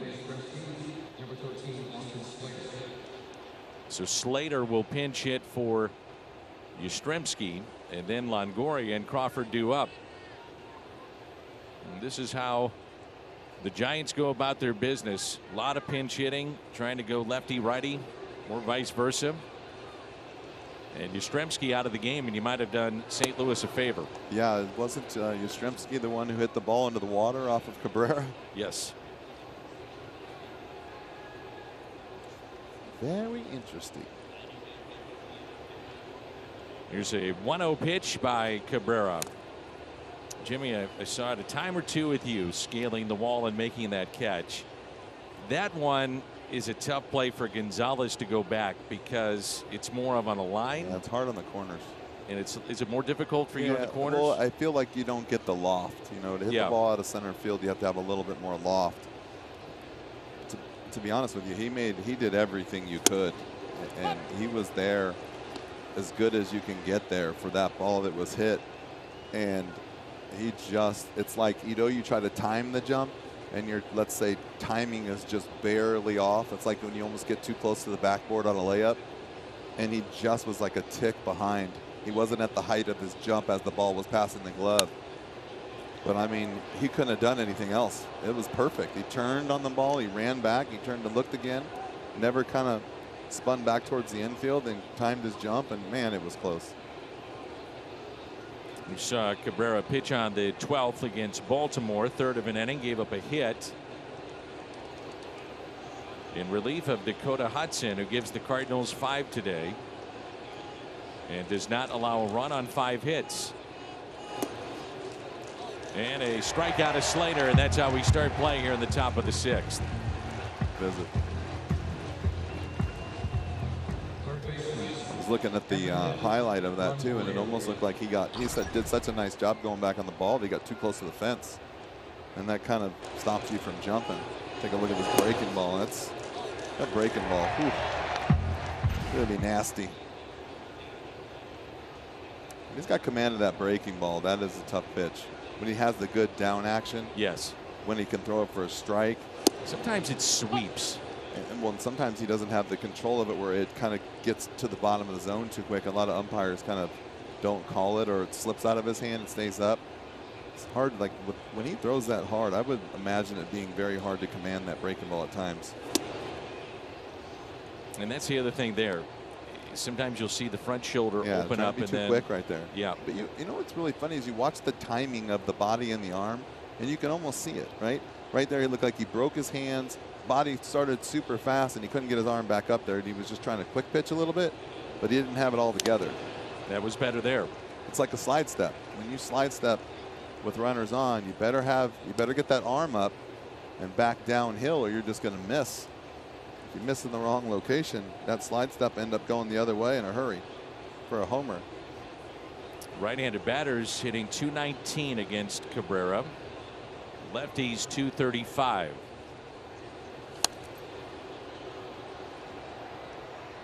One and two the count on Longoria. A couple of lineouts off his bat today. Palante back up for the second time for the Cardinals. Carlos Rodon will make the start tomorrow. He's 4-1 with a 1.80 ERA for the Giants. Last year pitching for Chicago, the White Sox, and Tony La Russa. White Sox a game under the 500 mark and 3 games back of Minnesota. They have been hit by a ton of injuries at the very early portions of this season.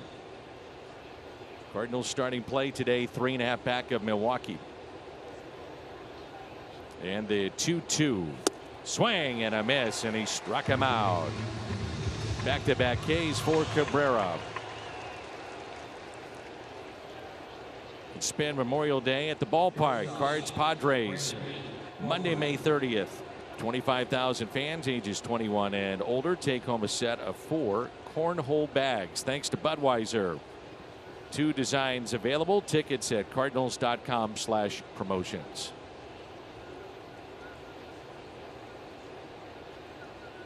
Here's Crawford 0 for 2. 2 outs and nobody on. And a fastball taken outside. I thought the pace of Hudson, while it wasn't quick, it was better than his previous start. Well, I also think that he was around the plate a little bit more. You know, in the past when he misses bad. And I think today he was a little bit on the plate a little bit more. He was getting some calls that were not, you know, down the middle. He got some swings. Had that good slider going down and into lefties. This would be the type of game that Ryan Helsley certainly would get some work in. Cardinals up 2-0, and Helsley has been magnificent coming out of the pen this year for St. Louis, and it's now 2-1. You know, it's still 80 pitches, only 46 strikes. You know, you got to, I think the last time was, what, 79 pitches, only 43 strikes. He only got through 4. It's the same kind of thing, just gradually getting there. Broken bat, hit to the right side. Bat off the screen. Cabrera to the bag in a 1-2-3 inning. Arenado, Yepez, Dickerson coming up.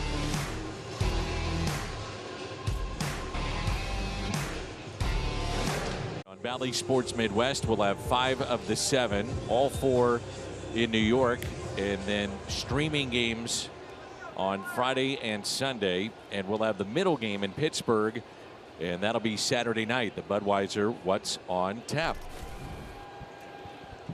Slater stays in the ball game. He's in center for the Giants. And here is Nolan Arenado. Junis with pitch number 78 in the home half of the 6th, and the Cardinals leading 2-0. I just got a text from a very good friend that's very well known in the baseball community, and he said, I don't know how you can take out Yaz and hit for him right there. He's kind of thinking the same thing. Especially just the weekend before, he just hit the home run against Cabrera.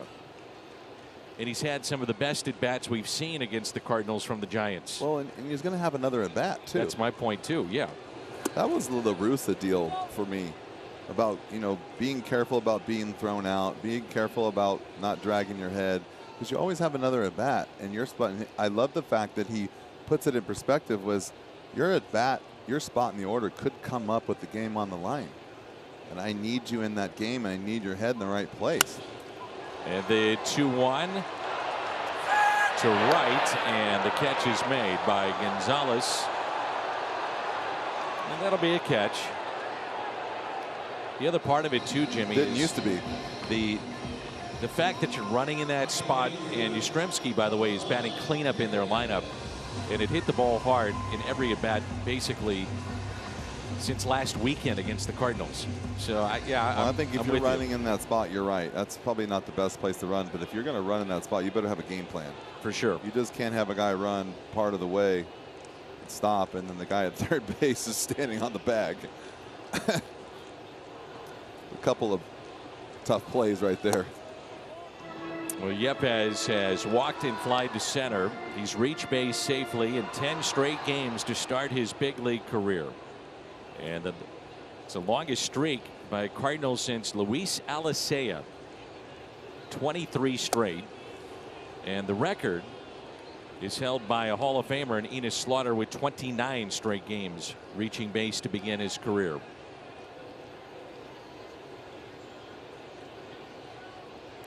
That's taking no days off the plate. Ooh, check swing. And it's 1-2 with Corey Dickerson on deck. Last weekend, the Giants had 4 lefties in their pen. They've changed that up. They've got Alvarez and Garcia, if you're thinking about a matchup for Albert Pujols potentially in this game. And Yepez pops it back and foul. John Brebbia, the former Cardinal, is getting loose for the Giants in their pen. We've mentioned this before, but the Giants have taken chances with guys coming back from injury, paying them to rehab, and then hoping it pays off on the back end. And they've gotten that with Brebbia. He's been very good. The check swing and a strikeout of Yepez. Number 3 for Junis today.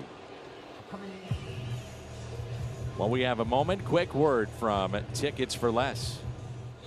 Tickets for Less, for a better ticketing experience. Best seats, best prices, and no surprises at checkout. Dickerson has hit into a fielder's choice and fly to left. 0 for 2. Cardinals got an RBI double from Brendan Donovan to score Molina in the second. Solo home run, Tommy Edman, to account for their 2 runs. St. Louis with a right-hander continuing to throw. Palante in the pen. And the 1-0 pitch. Ooh. Junis slaps back Good take. at the baseball and then throws it hard in his glove. He was not happy. He didn't get a strike call. Good take. And the 2-0 pitch. Off the plate, 3-0. Why not just turn him loose and say, hey, let one rip right here. Let it rip. 3-0.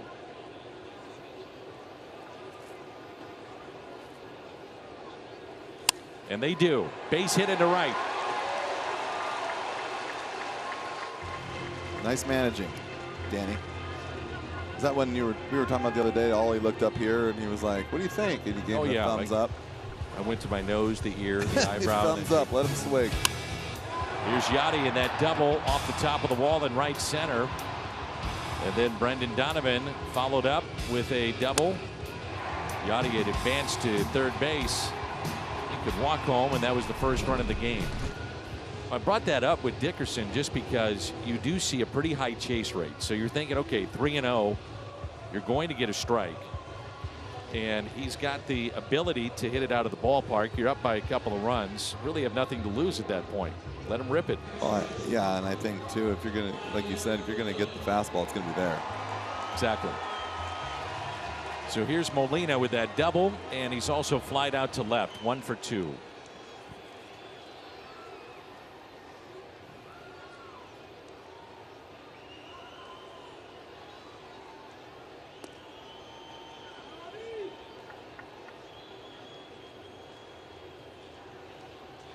Two outs and the runner at first.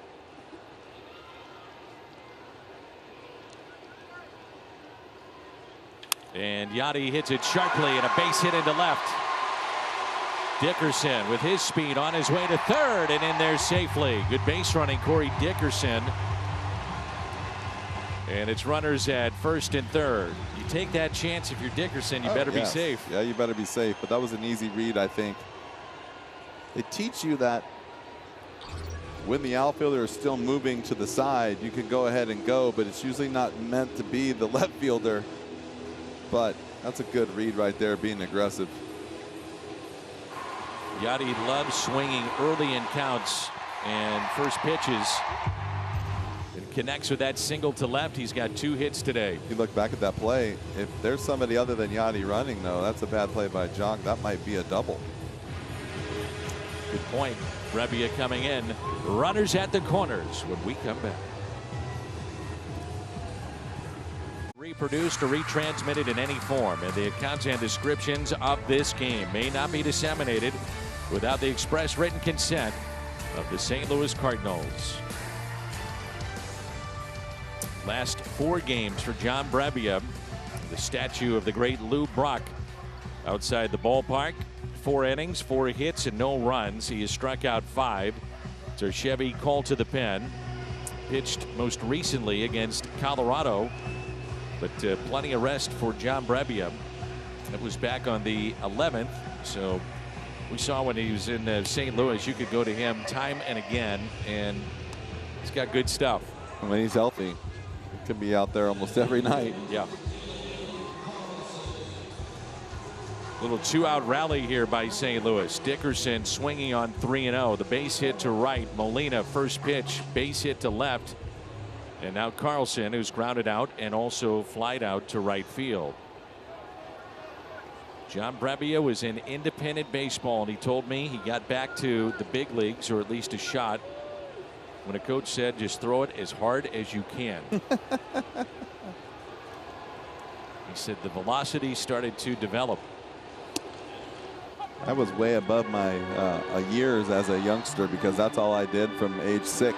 I just aired it out. He said he was trying to be so fine, and they told him, hey, if you're going to go to the big leagues, you got to throw harder. Made his way through independent ball. Rule 5 minor league pickup by St. Louis as Carlson grounds out. The Cardinals will strand 2. They have left 5 on. We move to the 7th. 2-0 St. Louis.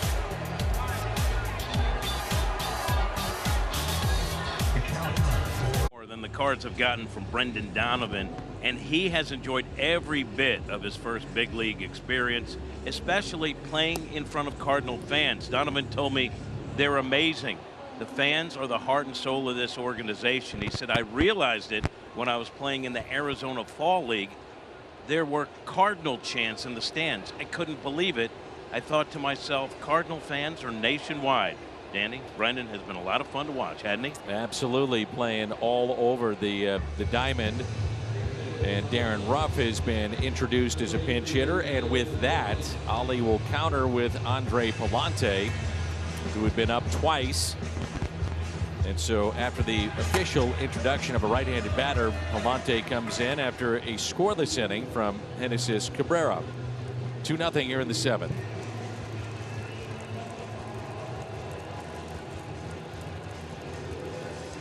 Ricky Horton, as you see in that photo, he's probably getting ready to fire in at least an 86-mile-an-hour fastball, or flip a changeup or slider that comes in at about 55, and then Palante throws about 98. Yeah, I'm going to start calling him the Bird after that picture. I just texted him the picture and said, no wonder you didn't throw hard. Look at that, those mechanics. One of the best over there on the right-hand side. There's John Rooney there on the left, and Rick Horton on the right. Michael Langston and Mike Claiborne behind those two. And the radio crew. And there's a strike from Palante to Darren Ruff. Last 3 appearances have been scoreless for Palante. 3 1/3, just 1 hit. Pitched against Baltimore back on the 10th, and our Chevy called to the pen.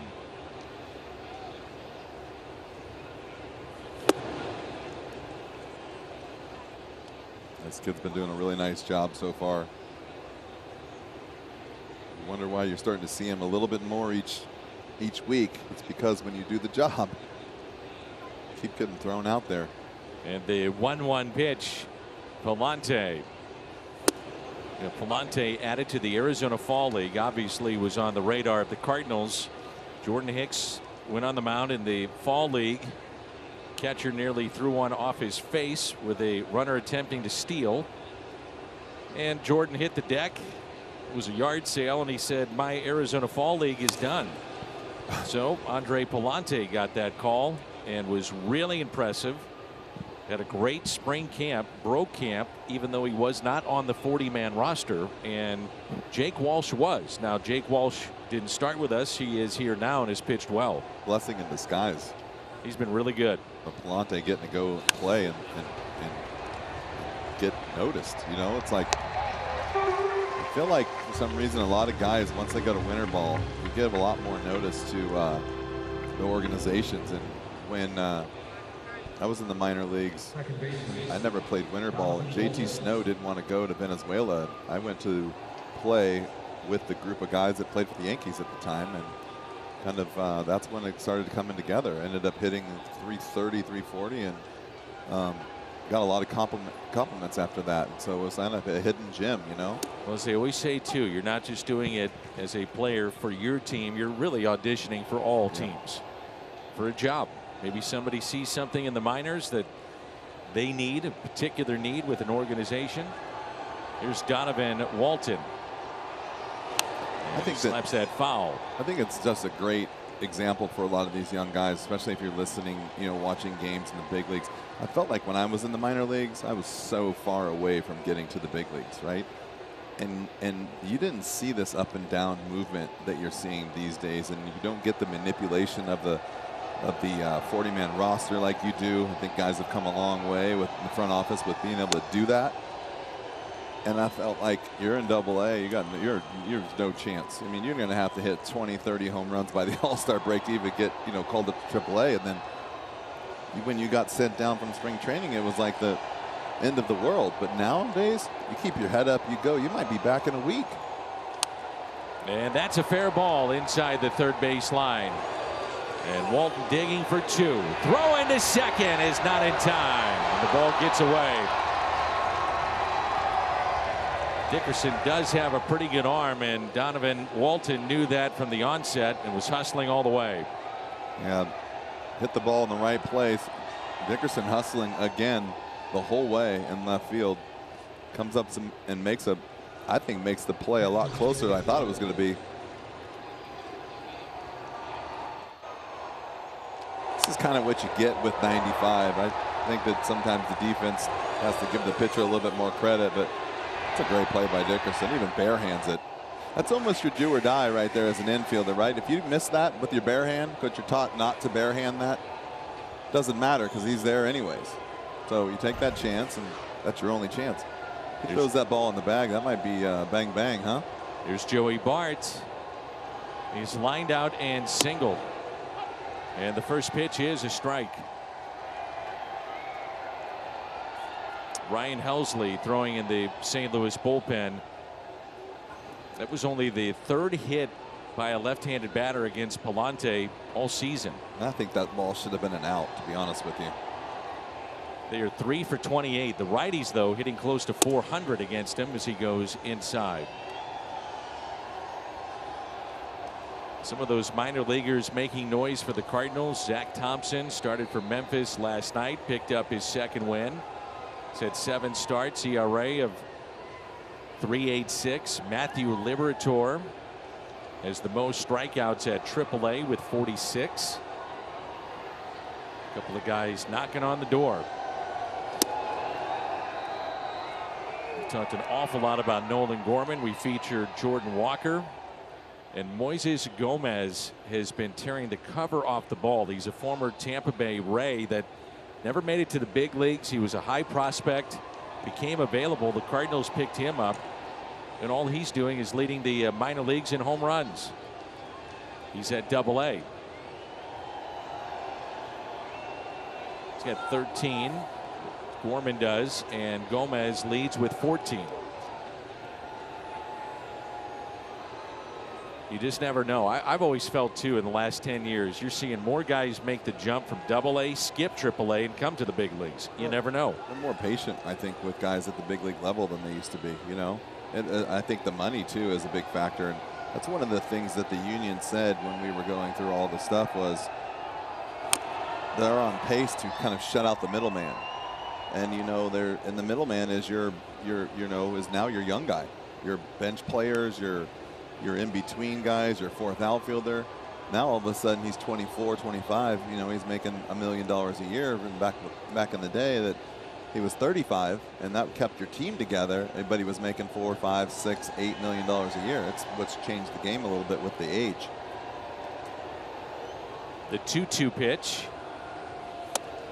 Inside, they've been trying to bust him in. You know, Palante is another one of those guys we talked about last night. He's two-pitch pitcher basically to the righties. In actually both sides, where he'll throw fastball slider to righties, but he'll throw fastball curveball to the left-handers. And I just think that you throw that slider down and into a lefty, and then you throw that big curveball to a righty, the weapons just get better. You know, it's got a really good curveball. I don't think there would be any drawback to not throw that breaking ball to right-handed hitters or slider to lefties. Going in again and missed. So double and a walk. Hey, it's Bikers night at Busch Stadium. May 30th, Cardinals Padres. Purchase of a special themed ticket. You receive a biker inspired Cardinals t-shirt. For tickets, visit cardinals.com/theme. Mike Maddox, the walk, and now the claw. The claw. Yes. Here's the claw.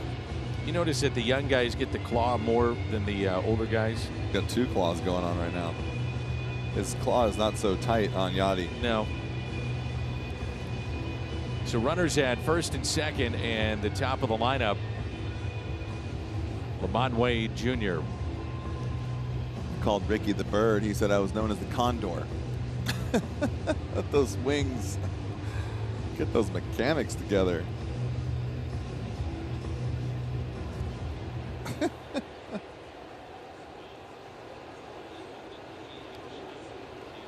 Imagine introducing all of the metrics to those guys back in those days. Just like, here you go. I think this will make you better. That's like introducing the weight room to the pitchers. They're like, come on.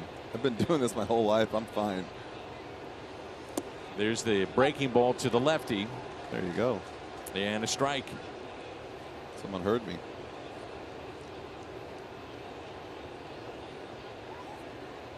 Neither team is hit into a double play in this ball game. It does shock me, though, that he does throw fastball, slider, curveball, and he only throws the slider about just 6% of the time to the lefties, which is such that good pitch for like Dakota Hudson. And that's a base hit into center. Carlson will get it back in, and the bases will be loaded. See, to me, as a left-handed hitter, you see the breaking ball much better than you do the slider. Right now, I think you got to get Helsley into this game. We'll see if they do. And there's that hanging breaking ball. See, the ball jumps up, the lefty sees it, he stays inside of it better. I think righties, if you throw it at him, you have to buckle a little bit. You can't really get after it, but maybe he just doesn't have that type of slider to throw the ball down and into a lefty. So he got the first man, then the double, walk, base hit. And a key spot coming up here in the 7th.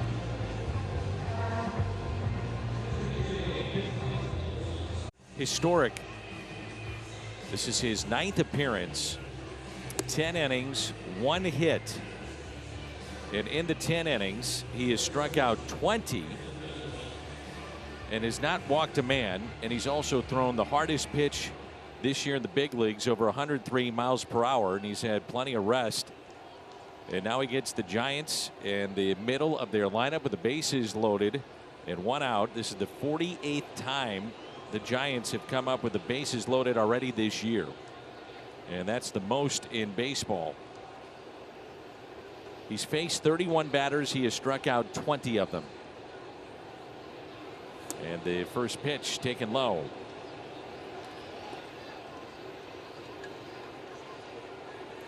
The amazing thing about Helsley, going back to last year, he's inherited 36 runners since the beginning of last season. 31 last year, 5 this year. Only 4 have scored. He really has stepped it up a notch, hasn't he? Been outstanding. The 1-0 pitch.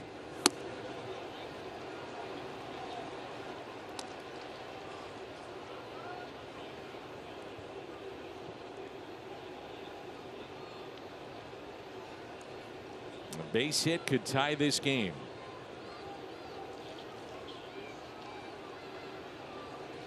One out. Bases loaded. And the 2-0 pitch from Ryan Helsley to Brandon Belt.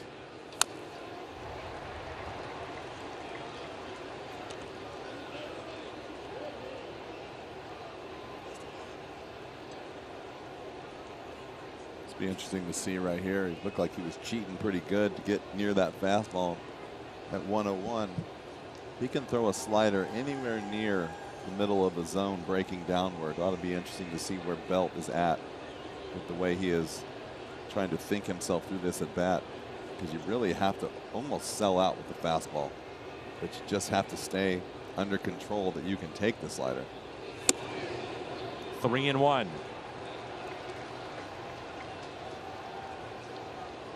I'm swinging at fastball with everything I got under control, and I'm not even offering at anything that's spinning right now. You can just have it for a strike if you can throw it. And the 3-1 pitch. Helsley to Belt. Double play ball. Sosa steps on the bag. It's 2. Double play. And the first double play turned behind Helsley this year. JC Healthcare, the world's best medicine made better. And by Budweiser, this Bud's for you. Ryan Helsley is now stranded all 7. He's inherited this year in a big double play as the Cardinals lead it 2-0. It'll be Donovan, Sosa, and Edman for the Cardinals. And the young kids making their presence known. Juan Yepez, 10-game on-base streak. Yepez today has walked back in the first, and Donovan has reached base in 9 of the last 11 plate appearances. Darren Ruff stays in the game in left field. And Jock Peterson going from left to right. And the first pitch taken for a ball.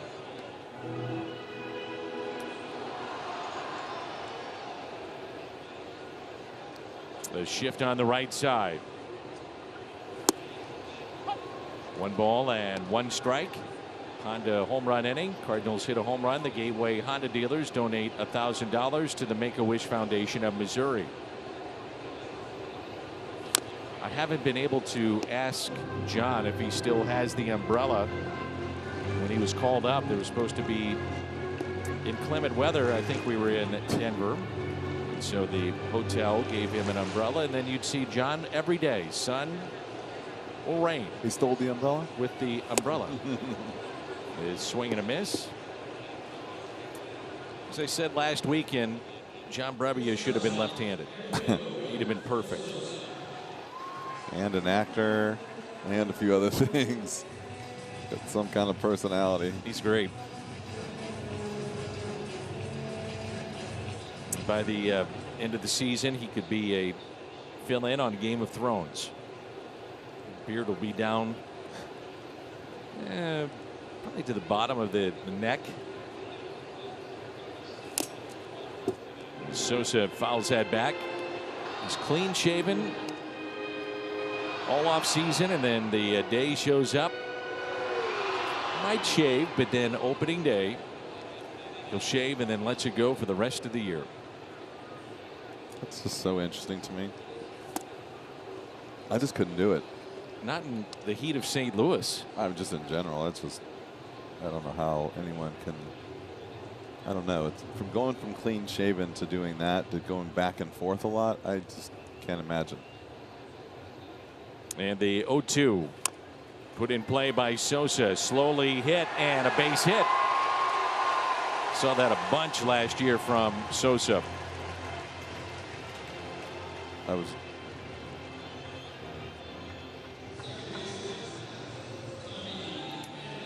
StatCast powered by Google Cloud, and the home run hit by Tommy Edman back in the 5th, just over the wall and right into the St. Louis bullpen, made it 2-0. But we know the Cardinals want to be aggressive this year, and they have been, in particular with Bader and Edman, and now with a healthy Sosa, certainly could see that as well. Cardinals and Tampa Bay, the co-leaders, 28 steals. Edman with 8, Bader 7. Cardinals have homered in a season best 10 consecutive games. That was the 14th career infield hit for Edmundo Sosa. With his speed, that's one way you can stay in a lineup, also break a slump. Infield hits. Heck yeah. Same with bunts. Every now and then you got to try it. One thing that John Brebbia in St. Louis was very good at is delivery to the plate. That last pitch was 1-2-5 to the plate. Quick slide step, and he's got good velocity. And he does that as well. He'll hold the ball, and the times and the variations that he delivers. So that's part of it. Well, you have to. I mean, you really do. And that was the one thing that learned when I got here was the running game is also important to the pitchers. It's just the same as throwing strikes. You can't keep teams from running. You can't slow them down. And the 1-1 pitch by Brebbia. Long look. And Tommy lifts it in the air out to left field, backing up Darren Ruff. Sosa tagging from first, and he will stop there. Back to the bag, and there's 2 away. Ruff must have a pretty good arm because he really took his time, almost like dared him to run. I thought Sosa had that, didn't you? I did. That would have been a good play, to be honest with you. Might as well try it. And now you have Goldie, who is hitless today. Grounded to second, grounded to third, lined out to center. And trying to make it 21 straight games reaching base.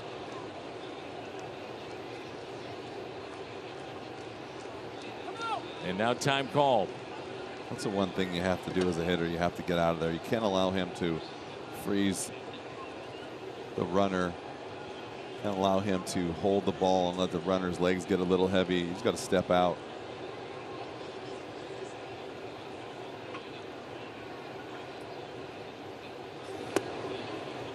Breaking ball taken low by Paul Goldschmidt. It's the one thing, even with the slow starts that Paul has. I mean, can you remember a time that you've ever seen him slam a bat, slam a helmet? No. I mean, he is just as even keeled as it gets. Talking about the other day, you have your first baseman who's as good as it gets, your third baseman as good as it gets, and they both are so opposite with their personalities. Yeah. But great respect around the league, obviously, for both. 1 ball, 1 strike with 2 outs.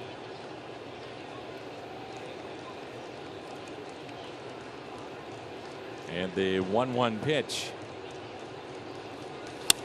And Goldie lifts it in the air to center. Battling the sun. It is Slater. Whoa. And he can't get it. It drops in. And Sosa will score. 3-0 St. Louis. You could see that the moment it was off the bat. Battling the sun. It was right there. Couldn't find it, and a run scores.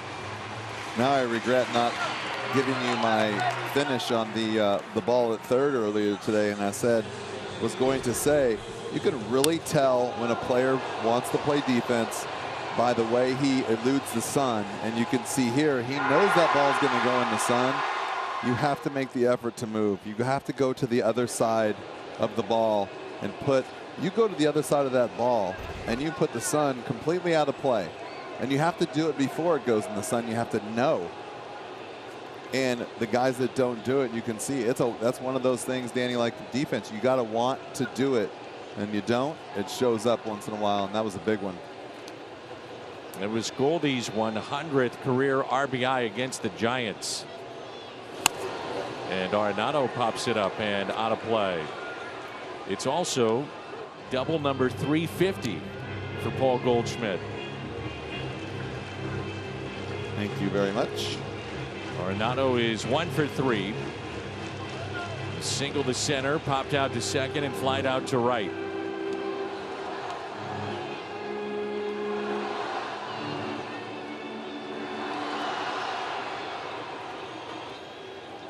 Nolan is about due. A couple good swings today. Only the 1 base hit to show for it. Goldie, the 21 game now on base streak, consecutive. And the 0-2 pitch to Nolan Arenado.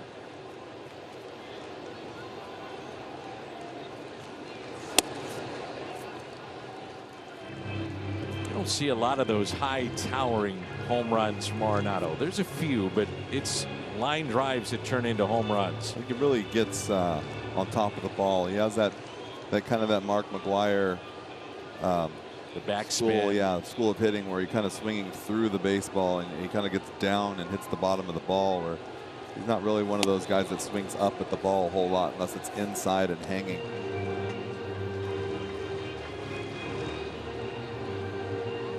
He's serving as the DH today.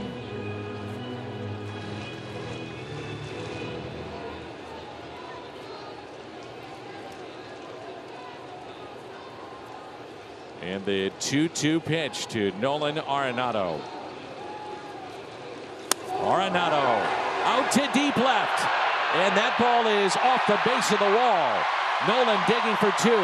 Goldie scores, and it's a 4-0 St. Louis lead.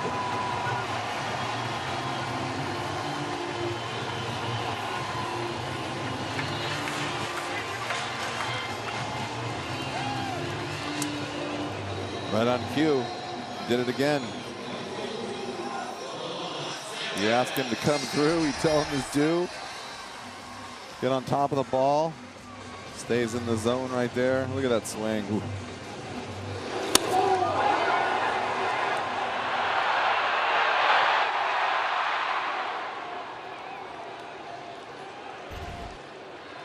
So pretty. It's his 42nd double against the Giants.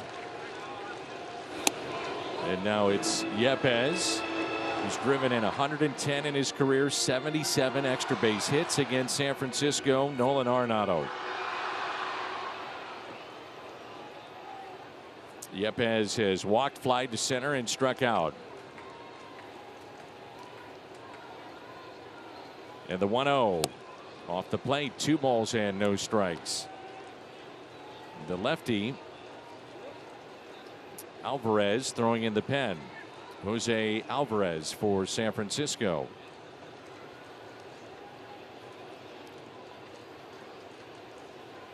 The 2-0.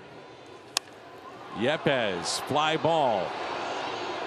Got underneath it, just missed it. Hanging breaking ball from Brebbia. Nolan Arenado and Goldie back-to-back with doubles, and a 4-0 St. Louis lead.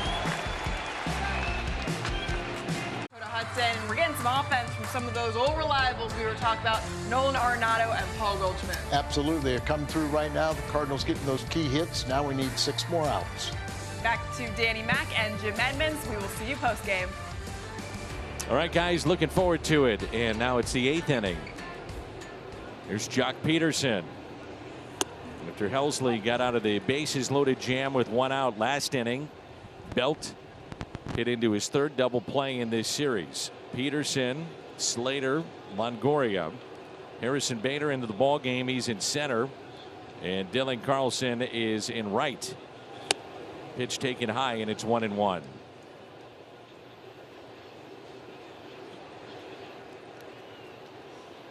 So the Cardinals with 5 Gold Glovers last year. I would think it's only a matter of time before Dylan Carlson would get one as well. Fastball low and away. I don't know what I'm just slinking around the field like, what do? Everyone wins a Gold Glove but your shortstop? And he had the combination of Sosa and DeYoung are well above average in the metrics in Major League Baseball. Defensive run saved, and that's now 3-1. What if you had a platoon? I mean, this might get there someday. You have a platoon that are so much better than everyone else that you give away a co-Gold Glove to 2 guys on the same team. I mean, come on. I would doubt it. Well, the chance of 5 guys on one team making it, and you got a guy who's up and coming who is as good as anyone else out there that didn't get one. And he throws as good as anyone in the league. And the 3-1 pitch by Helsley popped up. Yachty will see it out of play. So if you go back to the beginning of last season, the shortstop position, DeYoung 11 defensive runs saved, 4th in baseball. Then you combine that with the 9 from Edmundo Sosa at very limited time. That was 5th best in baseball. So defensively, the Cardinals were very competitive in that regard. It's just a matter of trying to find the offensive production from that spot. Every now and then you might have to sacrifice one spot in the lineup for some defense. The 3-2 pitch. Wow, tied him up. Late movement, and he was looking for a fastball to sell out on. And you sold out, and that's why you say you have to be ready for a fastball but under control. And this is where you see just selling out. And the thing about this is he doesn't even see the pitch. He's so ready for fastball that you really just blank out and you're swinging at a ball and you don't even pick up spin at all. And that means you're, like you said, sold out, but a little bit too far. Sold the farm basically right there. Here's Austin Slater. And a pitch taken low. Slater pinch hit back in the 6th inning for Yastrzemski. It was struck out by Genesis Cabrera. The Cardinals have used Hudson for 5, Cabrera, Palante, and now Helsley. And the 1-0 pitch up and in, 2 balls and no strikes.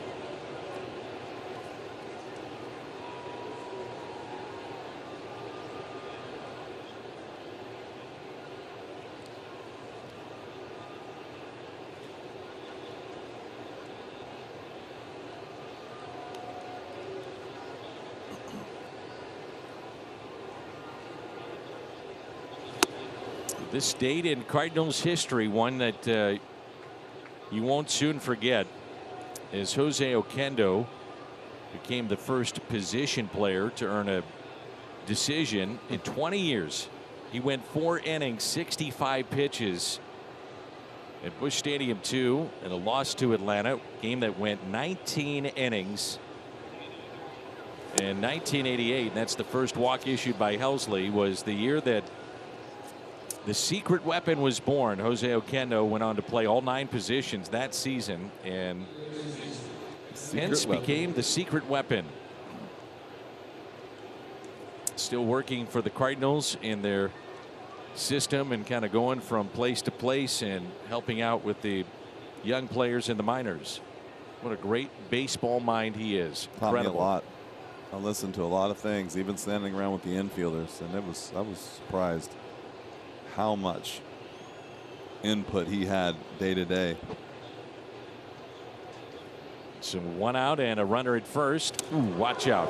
Up and in to Evan Longoria. Now Yachty out to visit. Yeah, time to go talk to him. That's 2 sliders that have been overthrown so hard. I don't know what happened all of a sudden, the mechanics, but 2 sliders not even close.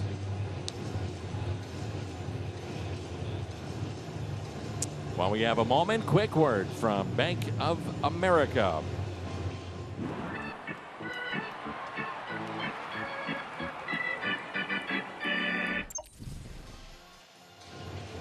The walk by Helsley, his first of the season, only the 2nd base runner he's allowed the entire year, and it snapped a streak of 22 straight retired from the Cardinal right-hander.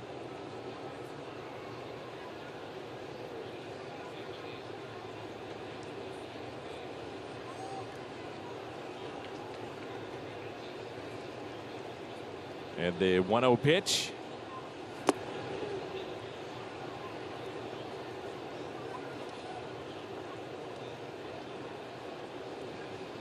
Walks can let you back in a game, and that's certainly what you don't want here. And that's what's so crazy about this game. You watch a guy like this go out there and just fire fastballs and cutters and sliders right there to everyone, and then come back out the next inning and can't find the strike zone. And the 2-0 pitch. Longoria pops it up left side. Donovan over along with Sosa. And it'll be Sosa with Dickerson coming in. Looked like he was waving him off, and I'm not sure Dickerson took his eye off the ball, and they almost collided. It's a good job by Sosa staying with it. I think Dickerson calls it just at the end right there. Take a listen. Someone's yelling coming back, and he's calling for it, and the problem with that is when the outfielder and the infielder are calling at the same time, but the outfielder is running full speed, you don't hear anything. And great call, though, someone saying coming back, because that ball was definitely coming back into play. So 2 outs, and here is Crawford, and he pops it up. And Donovan calling off Molina and makes the catch. Tell you what, the more I watch that kid play, the more you can appreciate how good he really is. Helsley scoreless inning at 2/3.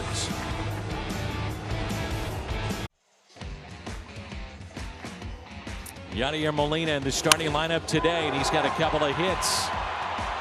That base hit moved him past Mike Piazza on the all-time hits list, brought in by Brendan Donovan. He also had a caught stealing. Key time in this game midway through.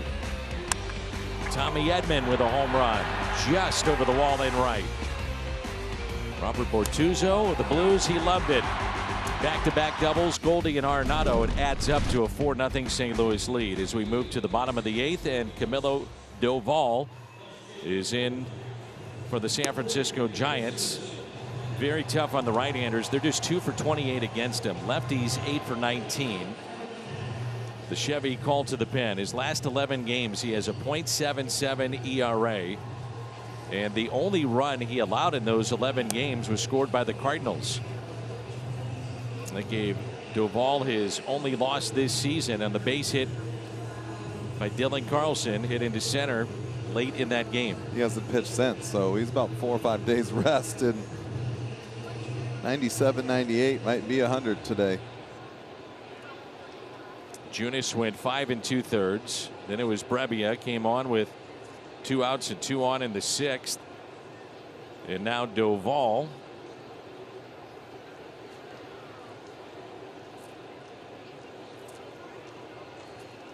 His slider, very, very good. 17 of his 18 strikeouts are coming off that slider. And there's the fastball at 98 to Corey Dickerson. One thing you might get out of this is might be a guy we saw that one side of the plate versus the other, but you could see the ball because of the long arm. Kind of slings it up there. Yeah. The longer you can see that arm out there, the more you can time it up. Fouled back and a good cut. 1-1, 99 on the gun. That's why you see like those kind of swings right there. That tells you that someone can see the ball. And that was a short arm 99. You're not getting to that ball like that. Always makes me laugh when it's intriguing to see guys throw the ball by guys for 7 innings at 93, and then 99 guys can time up. That's how they hide it, or delivery, or sneaky guys. Yeah. And that's a great word for baseball too, is sneaky. There's no other word to describe it, and the ball just kind of jumps on you a little bit. And a count of 1-2 on Dickerson. Yadier Molina on deck, and then Dylan Carlson. The Giants will have 7, 8, and 9 looking ahead to the 9th. That's hit out of play.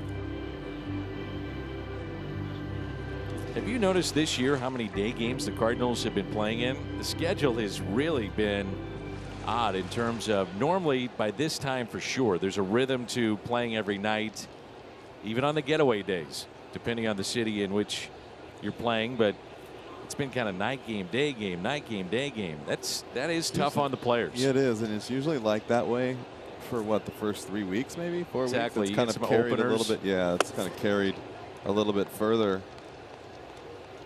Also, too, we had a couple of trips with a 2-game series. And not only that, but then we had the games that were moved up that were night games. One was here, one was in Kansas City. Got made up on the day game, which I thought was a great call, by the way, for both of those games to be moved forward to get them in. I don't think I've ever seen that before, is a game being changed on the fly, basically, to move it up to avoid the weather. We're going to see that next year a lot because you're playing every team. I think it works. And you got to get the games in.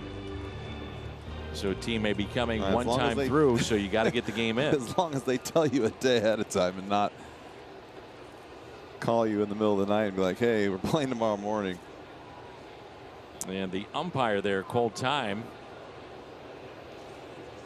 And now he's calling out someone from the he wants the bat boy to give him a towel. Bat boy's running out balls to him. Pay attention. Now that's got to be frustrating for the pitcher on 3-2, but you understand it. No different than the hitter going through it, and vice versa. They don't want to see the pitch, so that's kind of a prerequisite for the job. Well, I think too, and like in the mud, when the pitcher's you're in the middle of your at bat, and all of a sudden the pitcher goes back and tongue depressors his cleats. I mean, it didn't bother me to wait, but I still think, I'm like, can you just do this after the next pitch or two? Like, do it. But I get it. I mean, you don't want to slip out there, and I don't want to wear it in the head. So go ahead and clean your cleats off. But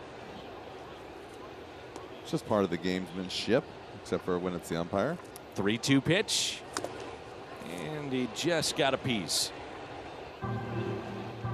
So the Cardinals head to New York. We'll have that game for you Monday at Citi Field. And Miles Michaelis scheduled to make the first start. Miles has been fabulous this year. I'm interested to see it. I don't remember the last time that I got to go there, and I think I've been there once, but it seems like a blur. Jimmy, I could tell you the last time we were there. Jordan Yamamoto shut out the Cardinals 9-0, and then you and I went down to the clubhouse and watched the Blues win the Stanley Cup. That is right. You don't forget those nights. Nope. We were in Miami and then flew to New York. So Dickerson strikes out to begin play here in the 8th. Actually, I believe that I flew ahead of time. You did. You joined us in New York. And we joined you guys in New York to watch the last game. was working, I think, with Tim McCarver down in Miami and flew to New York with the team and joined you. Oh, man.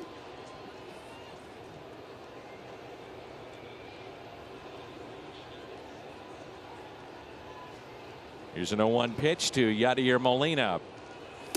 Trying to put together a 3-hit ball game here today. Doubled off the wall in right center. So that moved him past Mike Piazza in the all-time hits list for catchers. 6th all-time. He's flied to left and a single to left. 2 for 3. And the 1-1 to Yadi. That slider is late, hard, nasty. That'll tell you it's a good slider right there, because as a hitter 1-1, you're not set and sold on dead red. And when a guy throws 98, has a good slider, it makes you kind of more in the middle. And Yadi's a good hitter, and he kind of was a little fooled right there.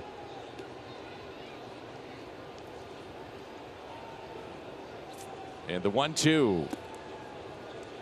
It's tough to be a hitter at this level. It's even tougher to be a right-handed hitter at this level. There's nothing like it. You say that many times. It's nothing like it. I would say, like, and you know, I'm the first one to say to some of these guys when we talk hitting, listen, I can't give you the information that I can't tell you on a day-to-day basis what it's like, because I didn't have to do it. But I'll have to compare it to when I had to face a nasty lefty. And this is how I approached it. That's what they're doing every day. And roughly it's about 65–70% are right-handed pitchers, starters. And yeah, I was going to say, and I'd be shocked if it wasn't more, to be honest with you. But the other thing is, too, that's the day maybe that you get the day off for Jim Edmonds or a Corey Dickerson, or, you know, lefties, when, especially in a day game, following with a day off, coming the next day, which is the best time to have a day off and the only time to have a day off, but so you don't face them as often. This at bat ties Molina with Jason Kendall, 6th all-time in terms of at bats. 7,627 major league at bats.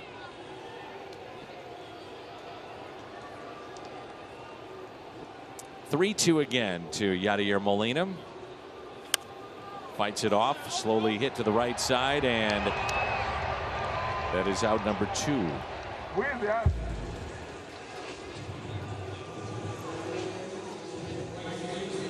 It brings in right fielder Dylan Carlson. Began the ball game in center, moved to right when Bader came in. If the Cardinals can hold on, they would go to 18-15 here in game number 33 of this young season. Carlson hitless today, grounded out to first, fly to deep right, and grounded back to the pitcher, at that time Brebbia. 2 outs and nobody on.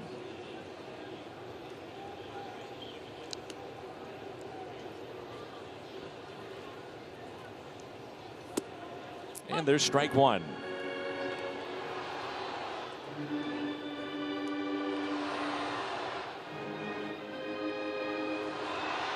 The Giants will have Darren Ruff, Donovan Walton, and Joey Bart coming up. The 0-1. Ouch. Off the foot, shin guard maybe, of Dylan Carlson on that front right leg.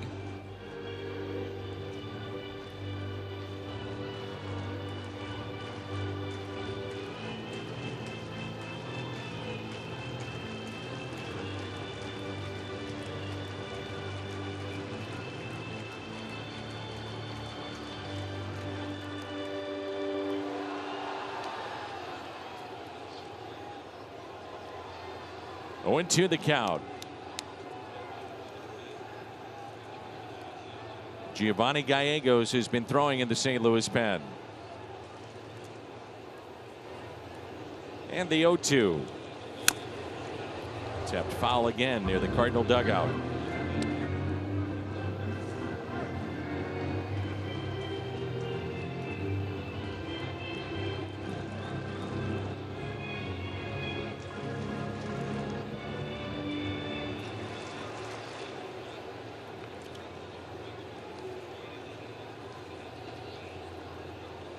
The 0-2.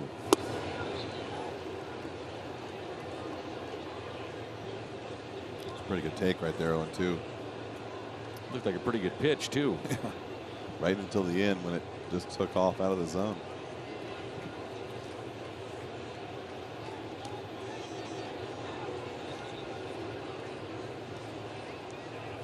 And Carlson shoots it the other way. Ruff is there to make the catch. The 1-2-3 inning sends us to the ninth. Giovanni Gallegos coming in when we come back. Picked up a double and a run scored back in the second. Almost picked up his second home run of the year. He also singled in the sixth and a caught stealing, and that was in the fifth. The Budweiser player of the game, Yadier Molina. Cardinals are trying to snap the 6-game winning streak for the Giants, in which they have scored 49 runs, averaging over 8 runs a game in this stretch for San Francisco. We scored at least 7 runs in all but one of those contests, but at the moment they're being shut out. And now it's Giovanni Gallegos, 6 for 7 in save opportunities. He had the blown save against the Mets. And since then, 2 for 2 in save chances. Chevy called to the pen. He's had 4 appearances since that game, 4 innings, only 2 hits allowed. Last pitched on the 12th against Baltimore, win an inning.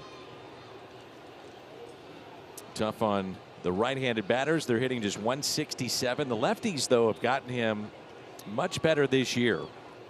And normally the splits don't matter with Gallegos in his first few seasons with the Cardinals. The relievers overall have been very good for St. Louis. 5th best ERA in baseball. And today they've got 3 innings under their belt with 2 hits and no runs, and have struck out 3. Well, you can see that the league starts to make adjustments when you do well, especially when you come in and you strike guys out, you close games up. You talk about the starter when you go in the hitters meeting, then you talk about the closer after that. And so obviously that gets more attention, so he gets out there more.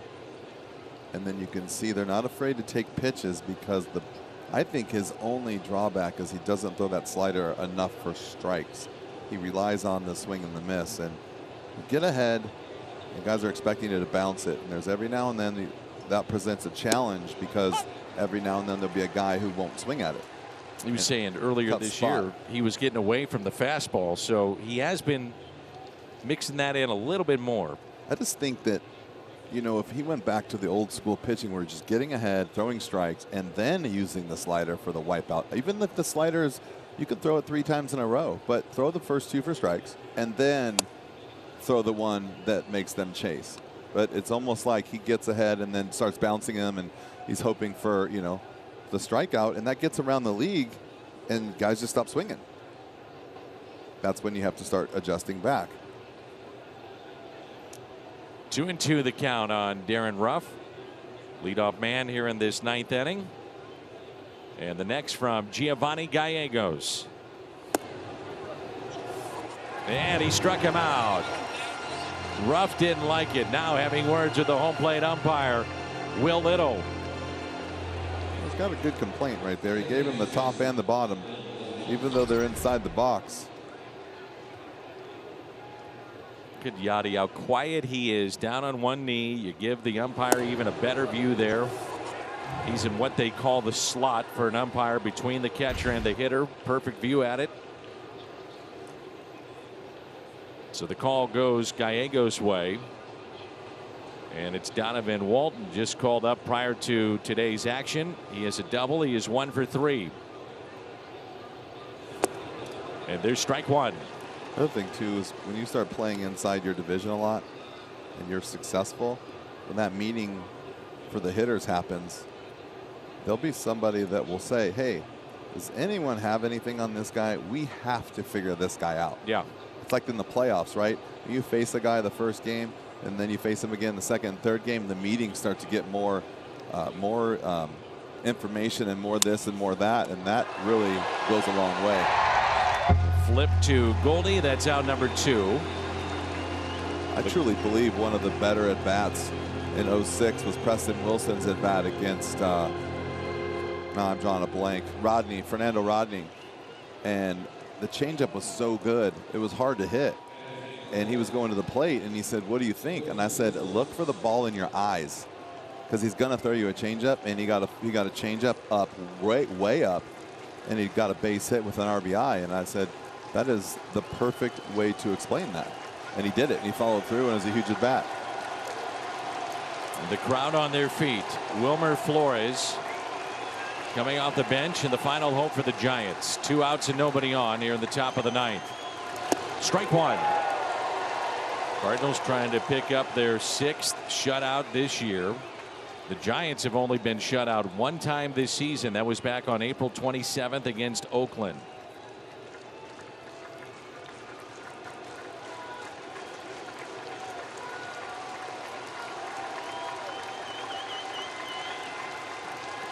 The 0-1. Nothing in 2. Cardinals with a run in the 2nd, 1 in the 5th, 2 in the 7th. They have out-hit the Giants 9-7. San Francisco down to their final strike.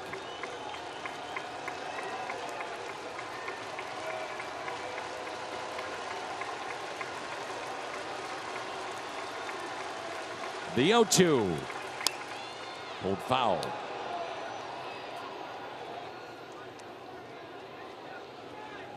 Yachty is 2nd all-time behind Yogi Berra in career shutouts caught.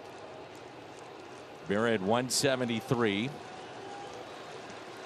And this could be number 152 for Yadier Molina. They're 1 strike away.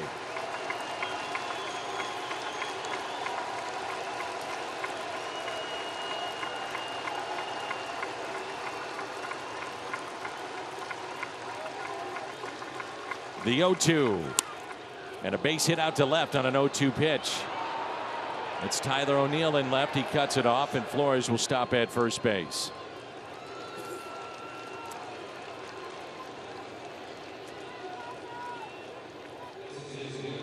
Too much of the plate on 0-2, Jimmy. Well, I just think there's too many of these pitches to the same guy.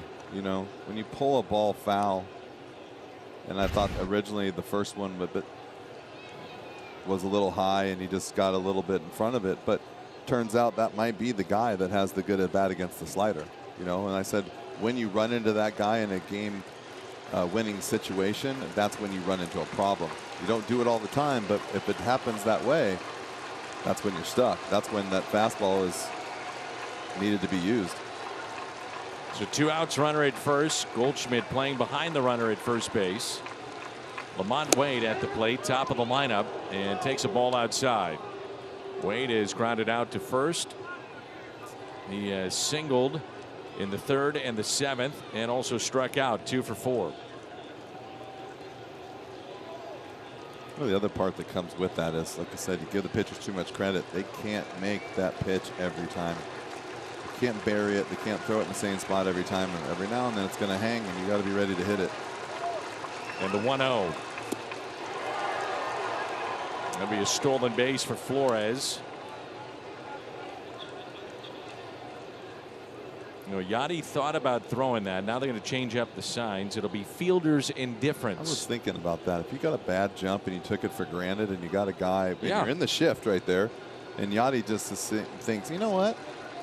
I don't think he got that good of a jump. I'm just going to whip it down there. Can you imagine getting thrown out in that situation?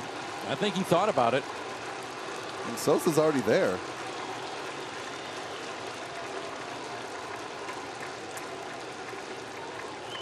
And the 1-1 pitch. Fastball outside. And it's 2-1.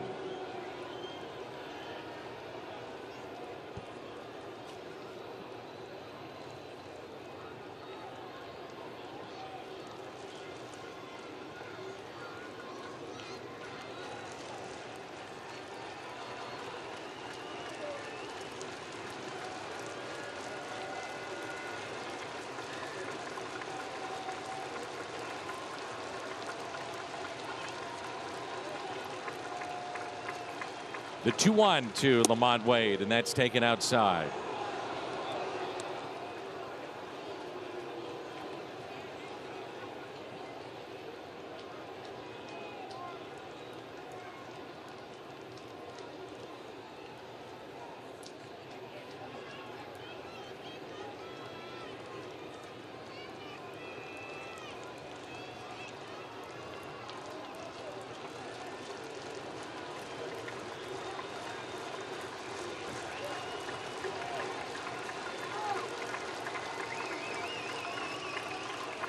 Ground ball, and it's foul.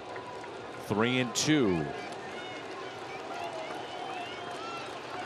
And again, the Giants down to their final strike.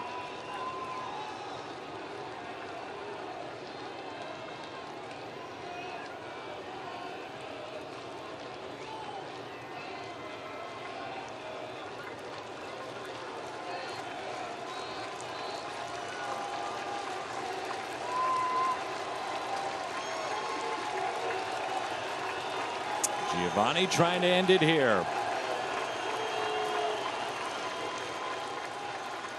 3-2 pitch to Lamont Wade Jr. Swing and a miss, and the Cardinals win it 4-0. A 4-0 win for St. Louis.